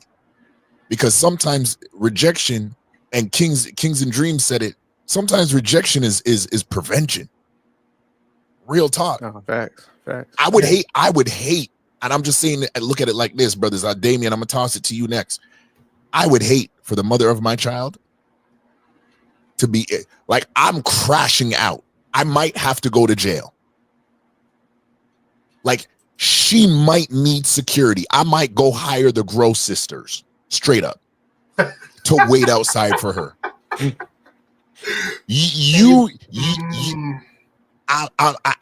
I'm no. You got to understand. You're the mother of my child, involved in some smut. Like, I don't care what you like. Go do it on an island, far, far away from natural civilization. And when it comes up, I don't even want to deal with it in North American territory. Let the UK deal with that kind of stuff. Don't bring that over here. And that's why I'm saying, like, Fifth can't talk to no man's right quick, because you should be able, every one of us as a man, we might have all taken some L's in life. Every one of you guys up there, you took an L like this before? I know I haven't. 50? By 50. Nah, not at all, player. Not at all. Dame, I yield. The floor is yours. Yeah. Lots to unpack there. All right. First, I'm gonna get back to the whole 50 thing. You coming from a whole different like time zone from where 50 is. 50 ain't caring about that chick. He's caring about like how much he gotta pay her, stuff like that. You saying this was my baby mom. He just like, I don't care. The funny thing is, and I'm gonna let you know, Diddy ain't gonna say nothing, because saying you had to pay to rock with another man's baby mama ain't the flex that you think it is. He got it for free, and you paying this chick $10,000 a month. You ain't got no kids with her, you know. So he ain't gonna go in and be like, because 50 be all over that. Be like, so let me get this straight. Just to be near something I got for free, you willing to pay $10,000 a month and pay the rent? He was like, you like he could the streets would eat that alive. That's why it was on. That's why it was understood the call. That's why it was. That's why Diddy ain't never put it out there. That's why it's quiet as kept, because Diddy wanted it to be looked as a trick. He would look at it as a sucker, paying to be with some chick that 50 Jason Derulo, Tyrese Gibson got for free. You know, so that ain't gonna make him look better. That's gonna make him look worse. You know. And just address the thing that you said last about the whole thing. Like, my homies, it's like we got some very defined rules about that. It's just like no baby mamas, no wives, no long-term girlfriends. And now as we got older into our 40s and late 30s, no kids. You can't. If your daughter's 21, you got to stay away from that too. But other than that, if it was a chick, I would just smashing or whatever like that. You know, you could have her. I don't care. Like, if I didn't lock her down, she was nothing to me. You know, fellas. Okay, hold on. Sidebar. Me and my cousin are probably like smashing like 4 or 5 of the same chicks. No. Okay, hey, I'm not gonna hate on you for your life experience. It is what it is. But I got a certain type of message, and I got to keep it that way. Sidebar. Okay. To my young players, all right, my young brothers, young men, I'm gonna tell you straight. Now, Dame is he's a veteran, okay, of the highest regard. I'm not talking about just a veteran like a senior citizen. He's a veteran. Okay, he got his stripes. He can tell a story like that. You young brothers out here in 2025, you cannot afford to do this. Okay, I need you. I don't care what you got to do. Go to WWE.com, buy a little title belt. You know what I mean? Put your name on it. And every morning you wake up, do your best Stone Cold, your best Rock impression, your best Triple H, and remind yourself that you are a champion. And the reason why I'm going to say it like this, because the experience that Sophisticated, Jay, myself, Damien, and Rush have, y'all are not fortunate to come back from that in this generation. That's why I'm crashing out the way I'm crashing out. well, this is my version of crashing out on 50 like this. Because there should be certain rules and etiquette that you understand that you do actually have to discern. And you guys now more than ever, there's certain states that are bringing in certain laws that is going to keep you accountable if you said you wanted to date the girl, much less what you did if you slept with her. If you're in the UK and you're watching this, y'all already got that done, approved by their parliament, where if you wake up tomorrow morning and you don't be the boyfriend you said you were going to be when you tried to get that woman to go to sleep with you, you going to jail. So I'm going to tell y'all the truth. We can afford to talk like this right now because we've been through certain places and where our life now is it doesn't even reflect that in the modern day. It's a time that's once lived. So we're going to finish the conversation. Sophisticated, I'm coming to you, but I just had to say, sidebar, young cats, you don't have the luxury, you don't have the time, you don't have the recourse, you don't have the plan to fix any catastrophe that'll hit you. Because I guarantee you, what's happening to Fifth, it ain't impossible for it to happen to the average man. And you young cats, between the ages of 13 to 20, you don't got time to fix it. You got more consequences waiting for you than you got time. I yield. What's happening in the Fifth? Ain't nothing happening in the Fifth. Fifth ain't shit. Fifth chilling. Fifth is kicking back, chilling. Hey, he's making fun of young everybody. Cats, if you want to go to the mall and accidentally, pass by somebody's Wi-Fi, I mean, the TSA done announced that they be stealing people's information off the Wi-Fi at the airport. So if you want something to happen on you and you end up on a Jumbotron somewhere, that's your business. I'm just saying, measure 100,000 times and please, what I mean? Yeah, measure some more. Players, you just got to know what you're doing. The game is the rig now. Game is the game. Game is the game in 1920. The game will be game in 2057. The game is the game. But see, this because the game. I like what you said, Conrad, because you're solid brothers up here. And Dame definitely is a dude with game, man. I tell people all the time, I'm like, man, that's a suave brother. But see, This is where Dame is wilding. Because 50 is definitely impacted by this. And man, this hates me, man. This hurts me because, like, man, 50 is a solid brother, but like he definitely overstepped and played his hand in this situation. Because anytime you put a baby on a kid like that and she's taking a stand and she's like, like what Conrad was saying about the whole Diddy situation, man, you got a kid with her, man. So that kid got to go to school and with the fact that his mom's is like, there is not a reality. So it's like, man, you're attached to that. So even though like Diddy is like a trick, like Dame said, like, hey, you're really not getting the victory, but at the end of the day, neither is 50, because it's like, man, you're both tied to this female that is showing like the worst side of this. So it's like she literally would attach to anything, and we just know female nature where it's just like, man, there's good women out here. So I know all of us, we're like, man, there's good women, there's bad women, but nobody goes from 0 to 100 like this. This was deeply rooted in, this is her soul, man. She was a jump off. So that's what I'm saying. Like, so for 50 attached to that, he had at 30, like, man, you done been through some shit already.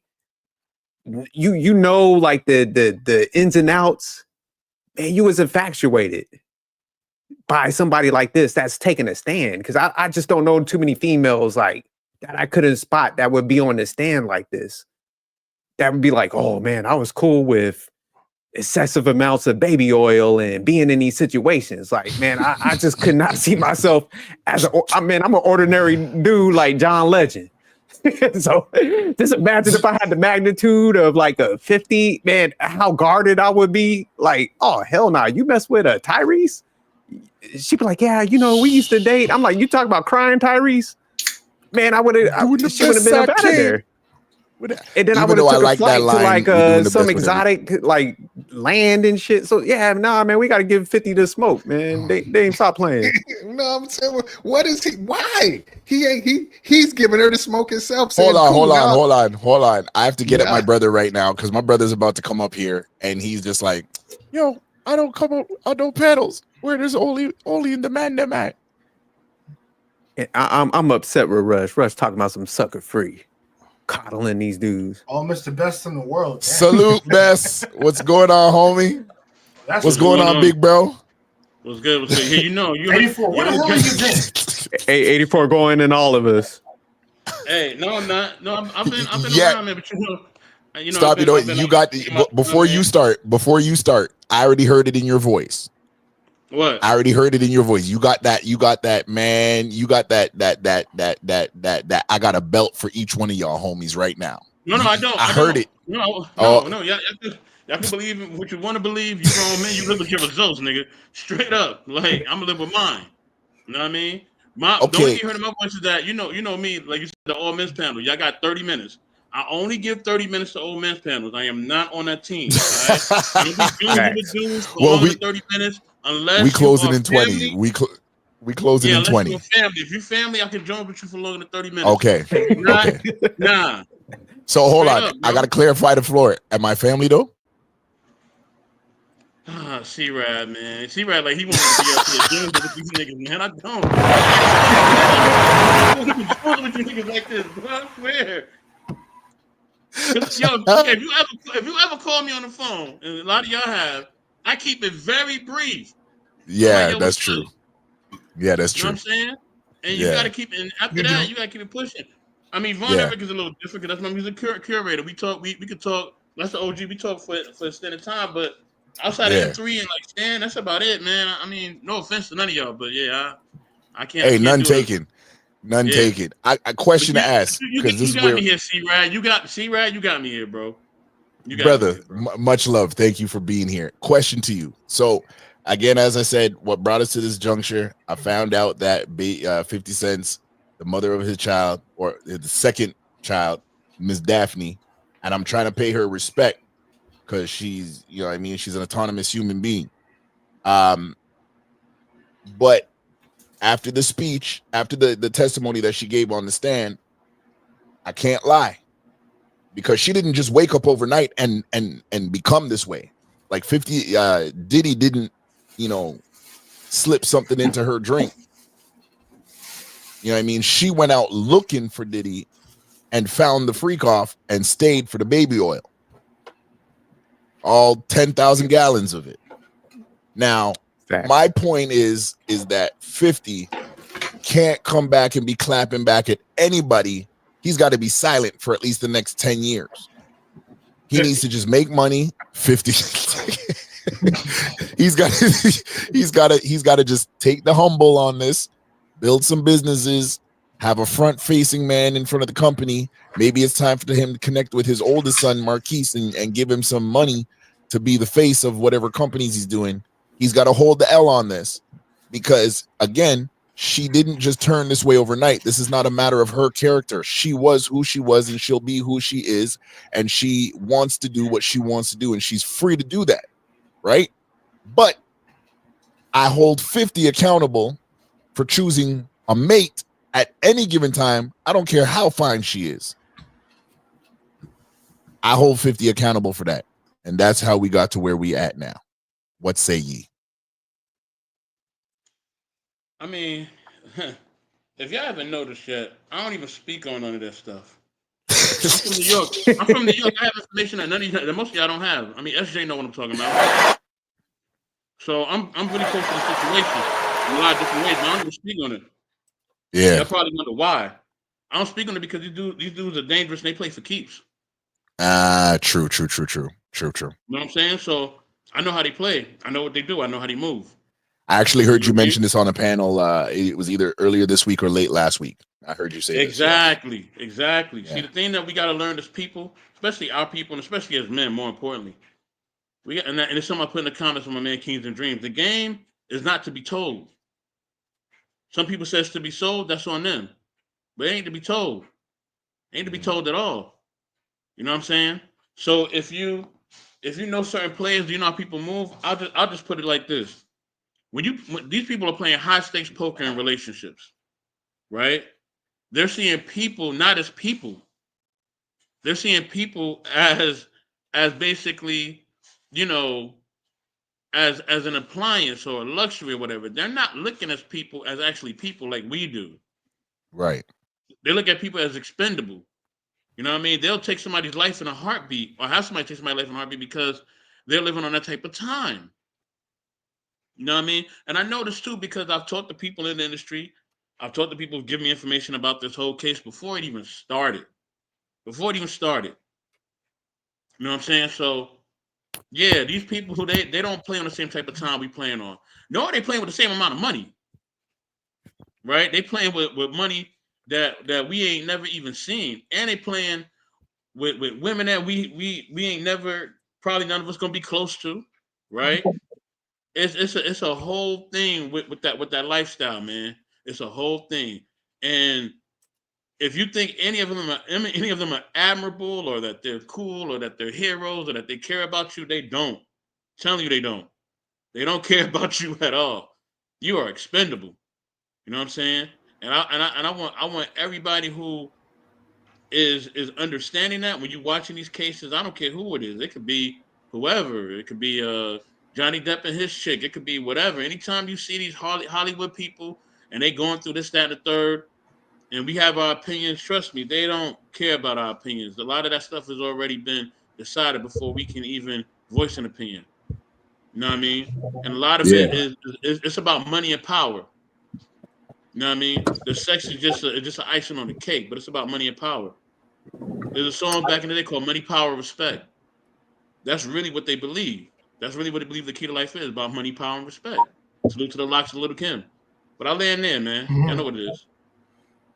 Yeah, I agree with 84. These cats are not to be idolized, and I don't know why people idolize them. Like, dude, one, they're not paying your bills, and two, they're not helping out your community, and three, dude, your life is what you shape it to be. Do not model your life after these people, because trust me, it is going to come with headaches and consequences and things that probably you're not even fit for. I'll keep it real with you. No, that's fact.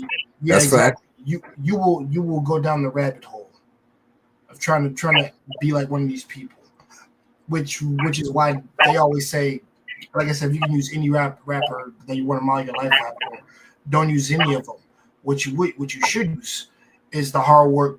No, is taking the hard work, the mentality of like getting it out of the mud like they did, but don't do it the same way they did. Just go in with the mentality of that and use that as your motivation to get through. If you love rappers that much, then just use that.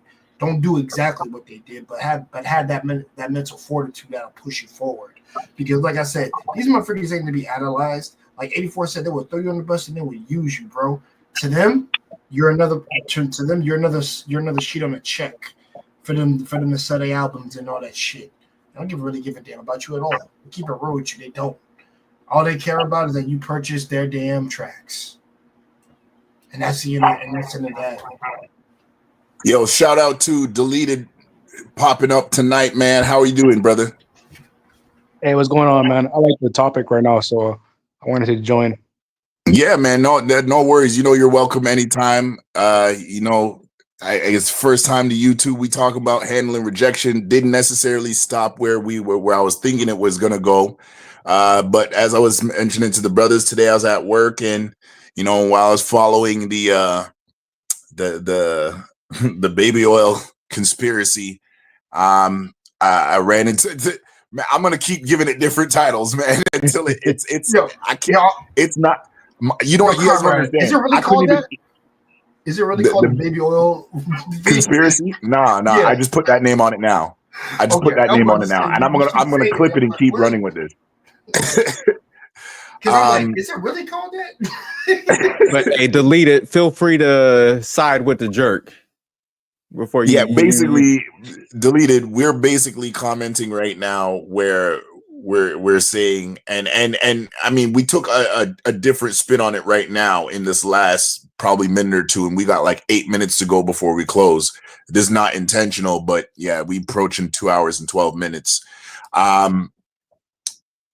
we're basically talking about roundabout in a way right now about the responsibility of life, and it kind of ties in with the subject, because in handling rejection, we think about that from somebody rejecting us. What about the things that we've got to reject before it hurts us? Yeah, definitely. I think Jay Takashi said something really important right now. He said that a lot of rappers right now, a lot of big icons, I don't want to say no names, but they're showing the youth on how to do things, how to get women, how to get power, respect, money. And it works for them, but it's not going to work for us. And I was just in a situation where I didn't know how to move about a certain girl where, my whole life I had certain women come to me where in this situation I was going to her, and I just didn't know how to navigate towards that. So I didn't know to take her out to a place that I would like to go to, or to a place to impress her. I just didn't know, but I moved in a way where I was just being myself, and I still talk to her. We still go out. But I did certain things that did bite me really bad, where my reputation was on the line. And I feel like a lot of youth, a lot of young men, even it doesn't matter how old you get, we're still learning. And right now, I'm still trying to figure out if I should continue to do what works, or do I need to sacrifice what I believe works to try something better. So, for instance, the girl that I do like, do I be better, or do I continue to do what works? I don't know. I'm in like a midlife crisis, you could say, when it comes to that. I'm 28. I don't know if I should be trusting anybody, especially a woman. I don't know if I should, um, just like that young kid right now, that football player who's 22, got married, and he didn't get a prenup. We're saying, oh, he did something really bad, or maybe he did something right. Maybe he's doing something where he's trusting that girl. I don't know, man. It's just a lot of trust things that us men, we fight against. We don't know who to trust no more. Can I tackle this real quick? Yeah, go ahead, Sophisticated. Oh man, I wanted to go first, but go ahead, Shay. Sophisticated, go, because I want to chime in on this a bit, but I'll see where everybody lands. Sophisticated, intellectual. Jay, I saw you trying to tap in. Damon and Rush, if you're there, we want to get you in this. Give the young brother some knowledge. Yep.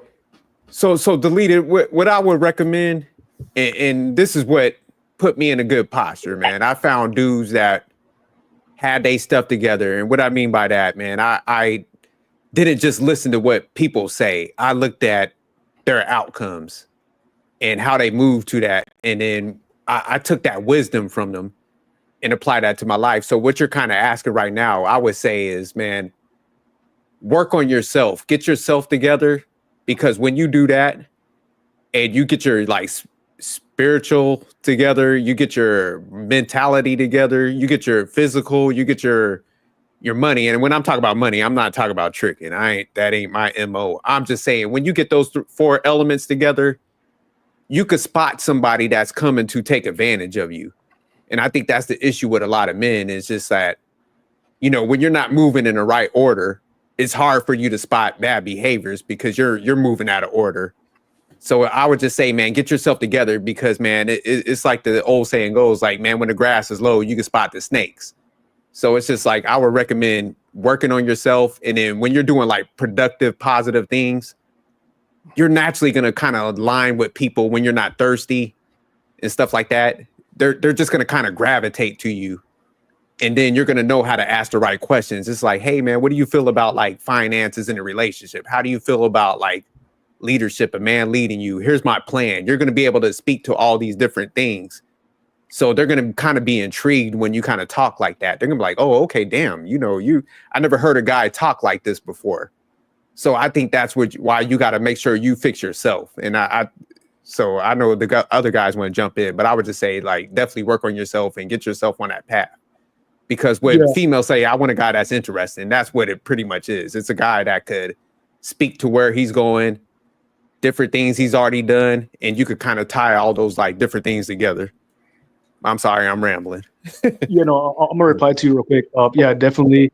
I'm 28. I've been truck driving for almost 7 years now, and I do got my stuff together. I'm, going to the gym a lot. I've been on that program, but again, I'm still trying to fight with that attracting, and I don't want to say the courtier because I don't really like playing the courtier as much as I do.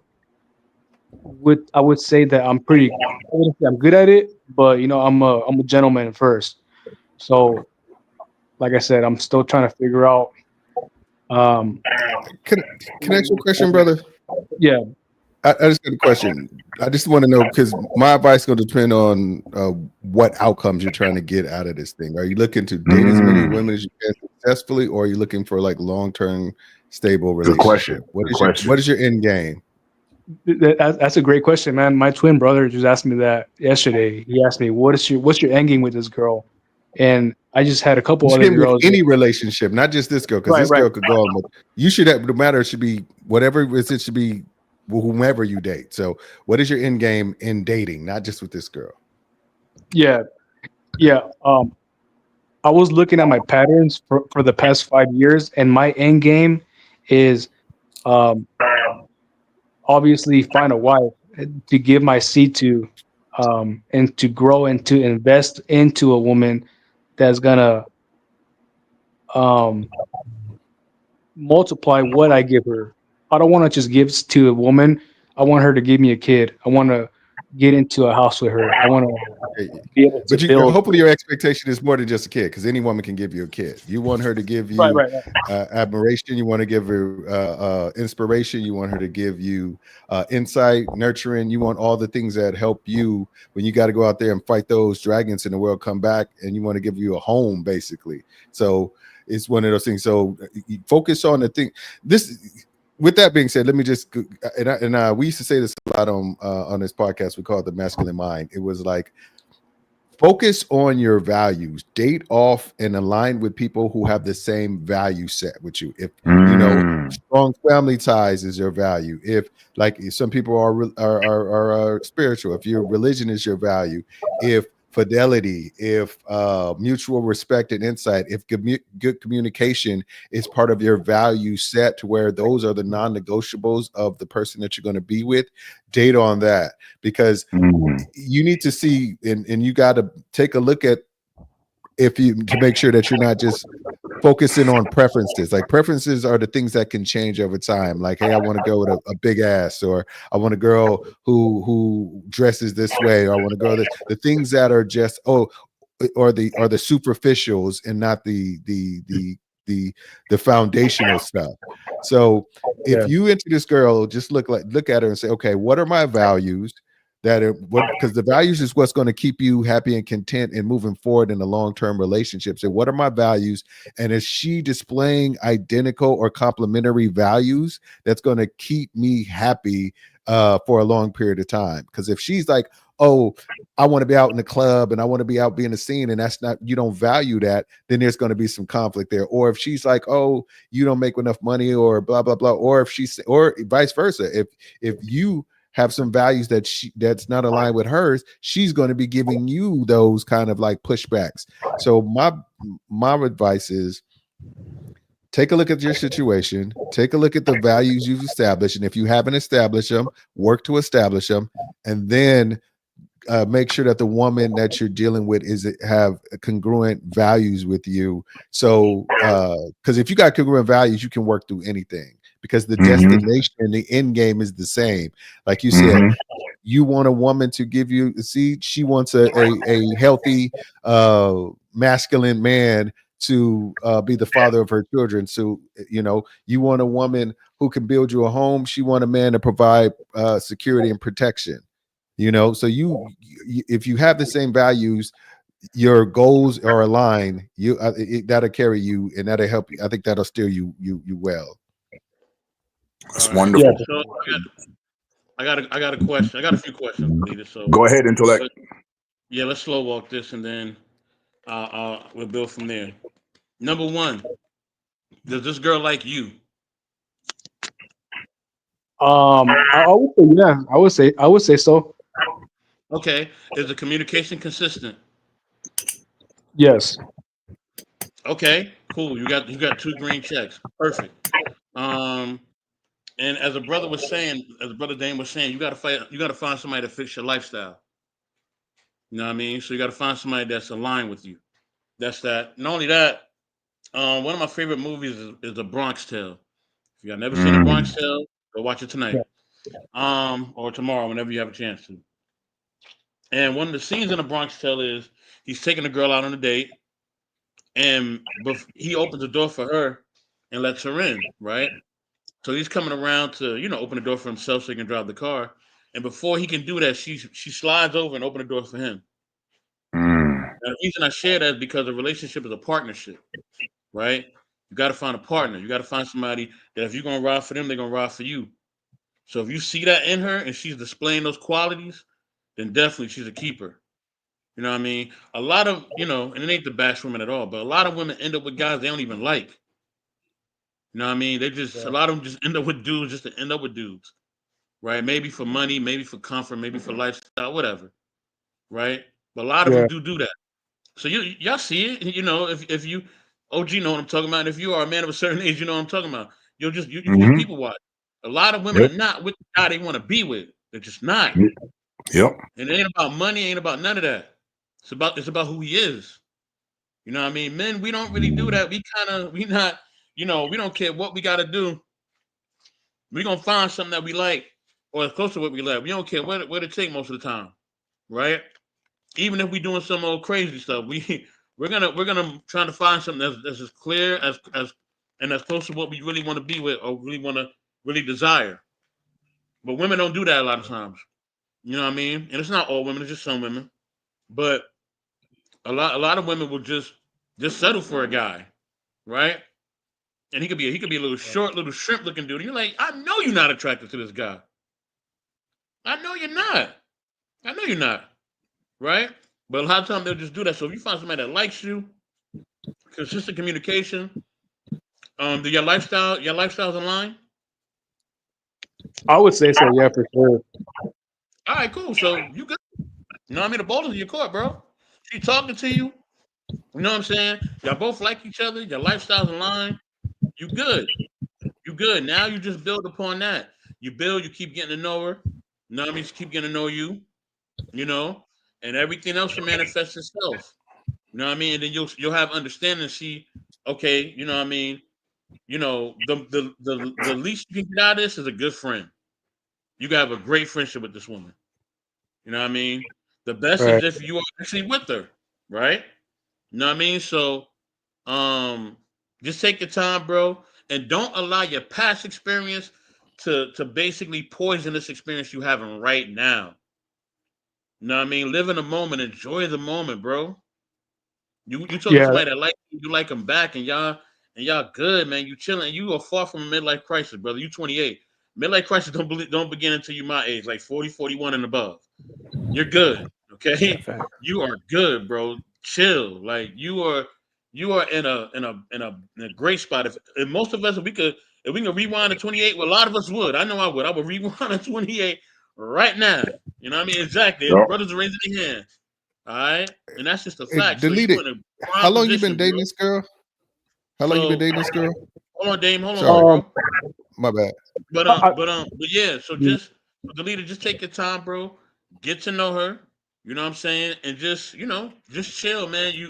I feel like you letting your past experiences or whatever you've been through, you letting it infiltrate what's going on right now. You can't do that. You know what I mean? Just chill, take your time, and enjoy the process. And I'm in there. Hey, real quick, because I got to roll out, but I just wanted to say this to delete it. Man, I already knew where you were gonna go when Dame asked them questions. I think those were some great questions, like Dame and Mr. Best asked you.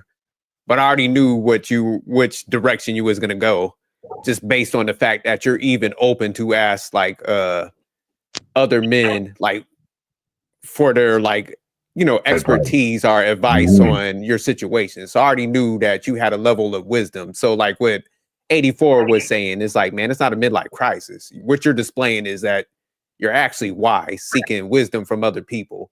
And that's what I was trying to get to you at the front point. I did the same thing. I was like, man, when I wanted to make a informed decision, I'm seeking out knowledge from other people, and I humbled myself, and it put me in a great position. So that's what you're displaying right now. So you're definitely very wise, man, and you're already heading in the right direction just by opening yourself up and asking them questions. So now, shout out to you for even doing that, man. So Yeah, man. I think you're wise beyond your years, man. Just hearing you talk. So yeah. But all right, y'all. I'm drop out.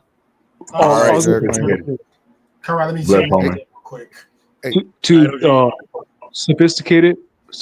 Yeah, you hit it right on the nail. I'm just searching for wisdom, and I don't want to go too much into detail, but that's definitely it right there. I'm just learning as I go, and I've messed up a lot, but I was just learning.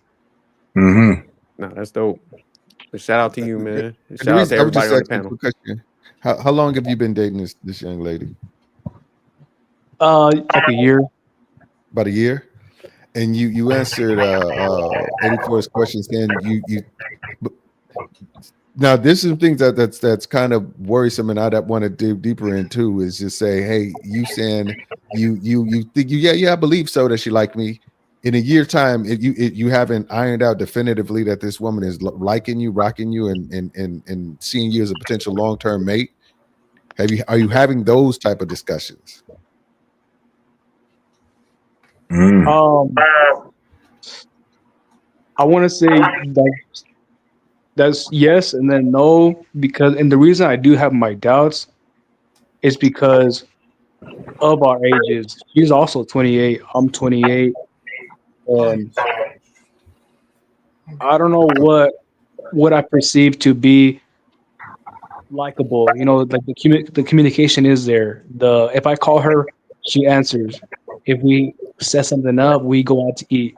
So you could say she likes me. You know, I was gonna say yeah. She's prioritizing time with you. She's making herself available for you. She's saying things. She's when she talk, does she talk in future terms? Like, yeah, you know, sometime we need to take a trip to blah blah blah. Maybe in the future we can go to this place. Or is she planning things out with long-term implications on it? You know, like, you know, in the future I want to have kids, and do you want to have kids? And asking you those questions to kind of gauge where your long-term implications are. So are you guys doing that kind of stuff, like talking in long-term terms? Yeah, well, yeah, most definitely, yeah. But as far as like the house, she lives with her family, and her parents are senior citizens. So as far as living together, I don't think that's gonna happen. As far as kids, she's also 28. Like I said, I don't think she wants to have kids, and I'm okay with that. You know, I got my thing going on. I don't know if I'm gonna have kids. It's just about, just like you said, long term. I do see myself being long term with this girl. Okay, and she's indicated that she sees herself with you long term as well, correct? Yeah, she does. Okay. I'm a hopeful fall back because I could get way deep into this. Because I want to say, how does she indicate that she sees you long term? What is she saying or doing or proposing? No, and those are great questions. I think, you know, what just happened, if and you know, I always preface what I'm about to say by telling people that you don't got to believe what I believe, you don't got to see it the way I see it. But what just happened here is a Proverbs moment. In Proverbs, it says that a man becomes wise when he seeks out wisdom and brings himself around other men, and when he yields himself to that wisdom. So we just had a Proverbs moment, and everything that every man has said up here is in fact it's foundational. Deleted. That's one thing I want you to understand, and I think you know that, so I don't want to have to belabor that. I mean, we're kind of a little bit in overtime. We're gonna get ready to close, but to offer up advice on this part, I would say be intentional. Remove distractions. The first way for any man to be intentional, and when I say distractions, I mean the distractions that you may not knowingly and unknowingly you've allowed to maybe take root, and they're not in your direct path, but they may be beside it. And because the one thing that it sounds like you have some assurities from this woman, which is a great thing. But the other thing is you want to make sure that there's nothing about you that provides her lack of surety. Because when there is a lack of surety, or there's things that may press and can kind of get in between decision makings and finalizing thoughts and opinions, outside distractions can always happen. And I'm not necessarily talking about like living situations or stuff like that, but you do, as the scriptures would say, you have to make your calling and election sure. And so that doesn't just mean by way of faith or vocation. It's how we choose to live our life. And you seem like a very intentional brother. You seem like that you do have an idea, and a pretty clear idea from what it sounds, of what you want. You're just looking to iron out certain other details. And as you go along,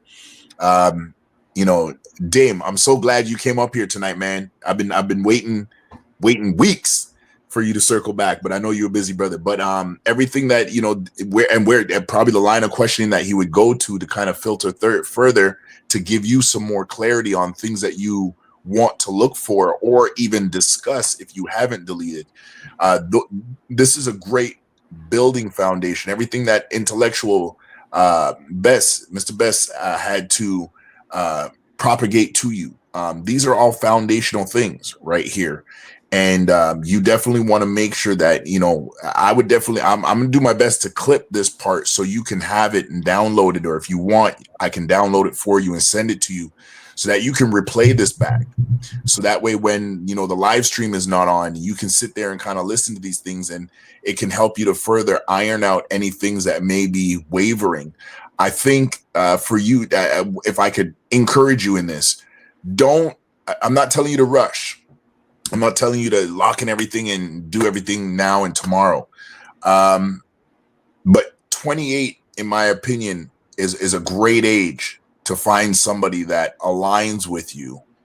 And that, as Mr. Best said, that as a partner, as Damien was probing, is that there are key things, the likability, her like towards you, future planning in the way she conversates. I remember when I was getting engaged, I had some older brothers around me, and they were specific. They weren't looking at the way I acted and if I was happy and if I was giddy about getting engaged and about having a woman that I could propose to.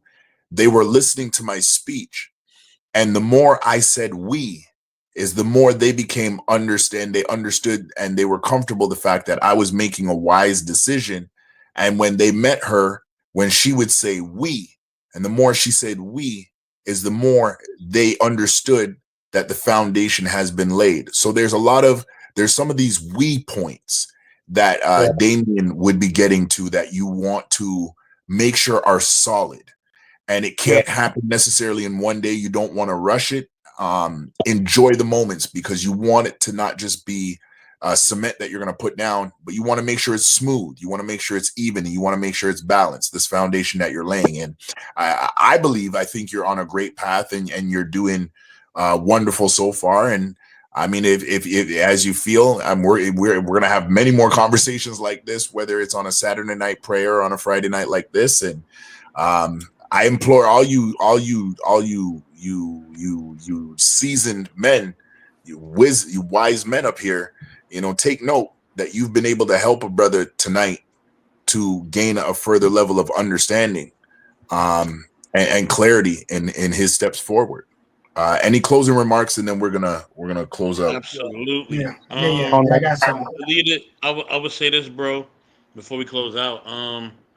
Man, you say you made a lot of mistakes, but man, don't let those past things ruin your future blessings, bro, or your present blessings. You know what I mean? Yeah. You learn from those. You learn from what happened. and now you got somebody new, and she's interested. So, man, you in a win-win situation, bro. You know what I mean? You good. You know what I mean? Just enjoy it.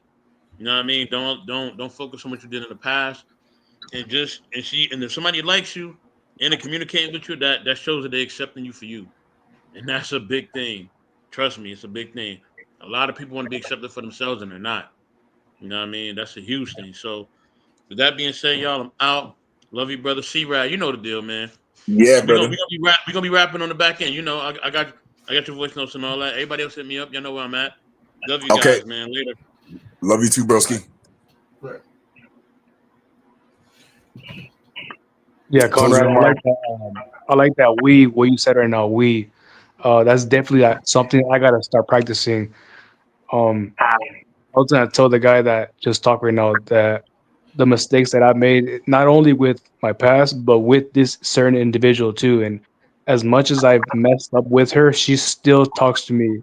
So that's another reason I feel like she is a good person, a good woman, because she still forgives me after everything I've done. Because I'm not perfect. I messed up a lot, and she's to Mhm. this day she still talks to me. So I find that crazy. Anybody else she would have had already blocked. You know. Yeah. Yeah. Yeah. Yeah. Speaking about your, go ahead. Go ahead, Jay. My bad. No, it's cool, brother. I just wanted to say this real quick. Right. When you were saying like when you were presenting to us earlier, when you said like should you do better or should you stay where you're at? I actually wanted to respond to that real quickly. You should always strive to be better, brother. Never settle for less. And the reason why I'm saying that is because every brother, a man is worth his soul to the amount of work that he puts in. Mm. The thing is, you work all your life, and the thing is, you don't want to work. And listen, you don't work all your life for mediocrity. You want to strive to be as great as you can possibly be. And then the thing is, take pride in enjoying your work, but also learn. But like what you were able to do today, and Conrad pointed out, Dane pointed out, and 84, and Sylvester Jerk pointed out as well. You are able to humble yourself, but this is what a lot of brothers need to learn to do: humble themselves and learn and listen to other men around them, so they can gain information. So it will help them in the long run of their lives, because listen, I've gained so much wisdom from my father, who's 70 years old, that I talk to every day. I talk to my uncle. I talk to him. I talk to my mentors, my two mentors. I just had a conversation with him just earlier. And the thing is, I keep these group of brothers around me specifically because they know that I can succeed and get things done. And they know what the goal I'm striving for. And it sounds like you know what you want to do, but the thing is, brother, never, like I said, always strive to be better. Never, like I said, never settle for mediocrity, brother. You are too talented and you got too much going for you. And also, you learn. Another thing you're capable of doing is you've learned from your mistakes. You're aware of situations, and not only that, you own up to it. You continue forward with better mindset. Which is normally the rough path of any man. And I think is we got to get it out of the dirt. And I tell people, and any man in the point in your life, even me, you're gonna eat dirt for, like I said, when you get out in the real world, you're gonna eat dirt for a little bit, and then once you eat dirt for a little bit, you are going to be better. Like I said, you're out of that little rut, whatever. And like I said, every man hits it. And like I said, it may come later, it may come sooner. But the thing is, you always push forward. And listen, the things of the past, you learn from them and you move forward. That's what you're supposed to do, brother. But the thing is, you don't harken back on the past. You just keep going forward. Like I said, I need to key that in on young men, because whenever I hear cats like you talk, especially with a good head on their shoulder, I want to make sure y'all never double back. Don't ever double back. Facts. So, yeah, that's it. Thank Molo. What up? What up? Ball TV, what's up, brother? Jay, what's the dealie, yo? Good to see you again. We got to catch up. You haven't talked for a minute. Conrad, my G, what's going on, baby? Blessings, sir. Everybody else on the panel, what's going on? Everybody's blessed, man. Yeah, it's a beautiful thing, man. I hear y'all giving this man some vital information, man. It's an awesome thing, man. It's an awesome thing when the brothers can come together and give some advice, man. You know, from the heart, especially from the mistakes that cats have made, and give the brothers, some clarity and understanding so that you don't make the same mistakes that we made. You know what I'm saying? And that's an awesome thing. And there's so much advice that you guys gave that was awesome. The one thing I just want my man to know is marriage is the only time when 1 + 1 doesn't equal 2. You know what I'm saying? So, yes, sir. And this is the thing, and a lot of people always ask, what's a perfect relationship? What is a perfect marriage? What is a perfect marriage? And when you sit down and think about it, a lot of people tell you that there is no perfect marriage. I'm gonna tell you, there is. A perfect marriage is when two don't give up on each other. That's the perfect marriage. You feel what I'm saying? Wonderful. Wonderful. So when Christ tells you that you love your wife as you love yourself, we tend not to understand what that means. And the way selfishness comes into a relationship is when I stop focusing on my wife and I start focusing on me. That's when selfishness comes in, because my job is to worry about her and her job is to worry about me. So if I'm worrying about her and she's worrying about me, I have no time to worry about myself. You feel what I'm saying? So when that stops happening, and then I have to stop worrying about her and start worrying about me, this is when selfishness comes in. So if you ever feel that happening, don't wait to deal with it. Don't wait to address it. Address it right then and there. Right away. You dig what I'm saying? So the last thing you can do is say, you know what, it's going to figure itself out. It doesn't work that way, especially if, you're supposed to be one body and she tries to figure it out and you try to figure it out. And then when both of you come together, you have two different thought processes on how this needs to be figured out, and it makes you worse off than where you were at when you first came into this issue. You dig what I'm saying? So, and most important, don't hesitate to ask for advice. That's the one thing the enemy is going to make you think, that you're the only one that's going through the situation that you're going through. People are going to look at you weird or look at you. If you're surrounded with brothers that look at you weird because you have a question or you have issues in your relationship, you need to find yourself a better circle. You need to find yourself a better circle. You feel what I'm saying? So make sure you pick, because it's very important. There's 3 decisions that we make, I think, is important in our lives. The first is choosing Christ to be your Lord and Savior. That's the ultimate. The second is choosing your wife or your husband. And the third is the people that you guys allow in your circle. Because these are the people that pray into you. These are the people that pour into you. So be mindful of those things. And I think with all the advice that these brothers have given you, man, you're going to be on point with it, man. So with that, I'm going to say, Conrad, my G, love you. Takashi, I'm going to you. Yes, sir, Conrad. Bolo, I'm gonna see you. I'm gonna get some food after this for a bit and then chill out. And I'm gonna come join you guys because I got some testimonies that I want to share. And I'm gonna say this right here. You see what happened tonight, right? This moment right here. Deleted, Bolo, Jay, Rush, and the brothers that you see what happened right here. This is a testimony. Because if we have not realized the way that social media is going, right, especially within the aspect of YouTube, it's been so divisive that people don't even know where they can go to ask for advice. Right. They don't like. I remember when Deleted first popped up, and he said, man, I've never been on YouTube before. I've never been on a panel before. I saw your channel. I decided to hit the link. I decided to come up. And that was what now? A month ago?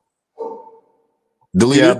Yeah, and we've been praying together and we've been able to have conversations like this. And the one thing that I prayed for in my personal prayers for this brother is that he would come into aspects and times where he would know that this is a safe space, not because I'm telling him, but the other brothers would rally around him as a covering. So when we talk about being our brother's keeper, I want the world to see this for all the viewers that are on this as we close right now. This is what we talk about when we talk about being our brother's keeper. It's not just the conversational piece, and it's not just prayer alone, but it is both as one solid move to make sure that we hold each other up. And sometimes how I get held up is because Bolo is able to come over and be able to speak life, or I can get to the village with the brothers. I see the brothers in the comments, right? I see them in the chat. Stands in the chat. For everybody that's been in the chat tonight, this is what this is about. You see, this is what they call church right here. This is church. This right here is church.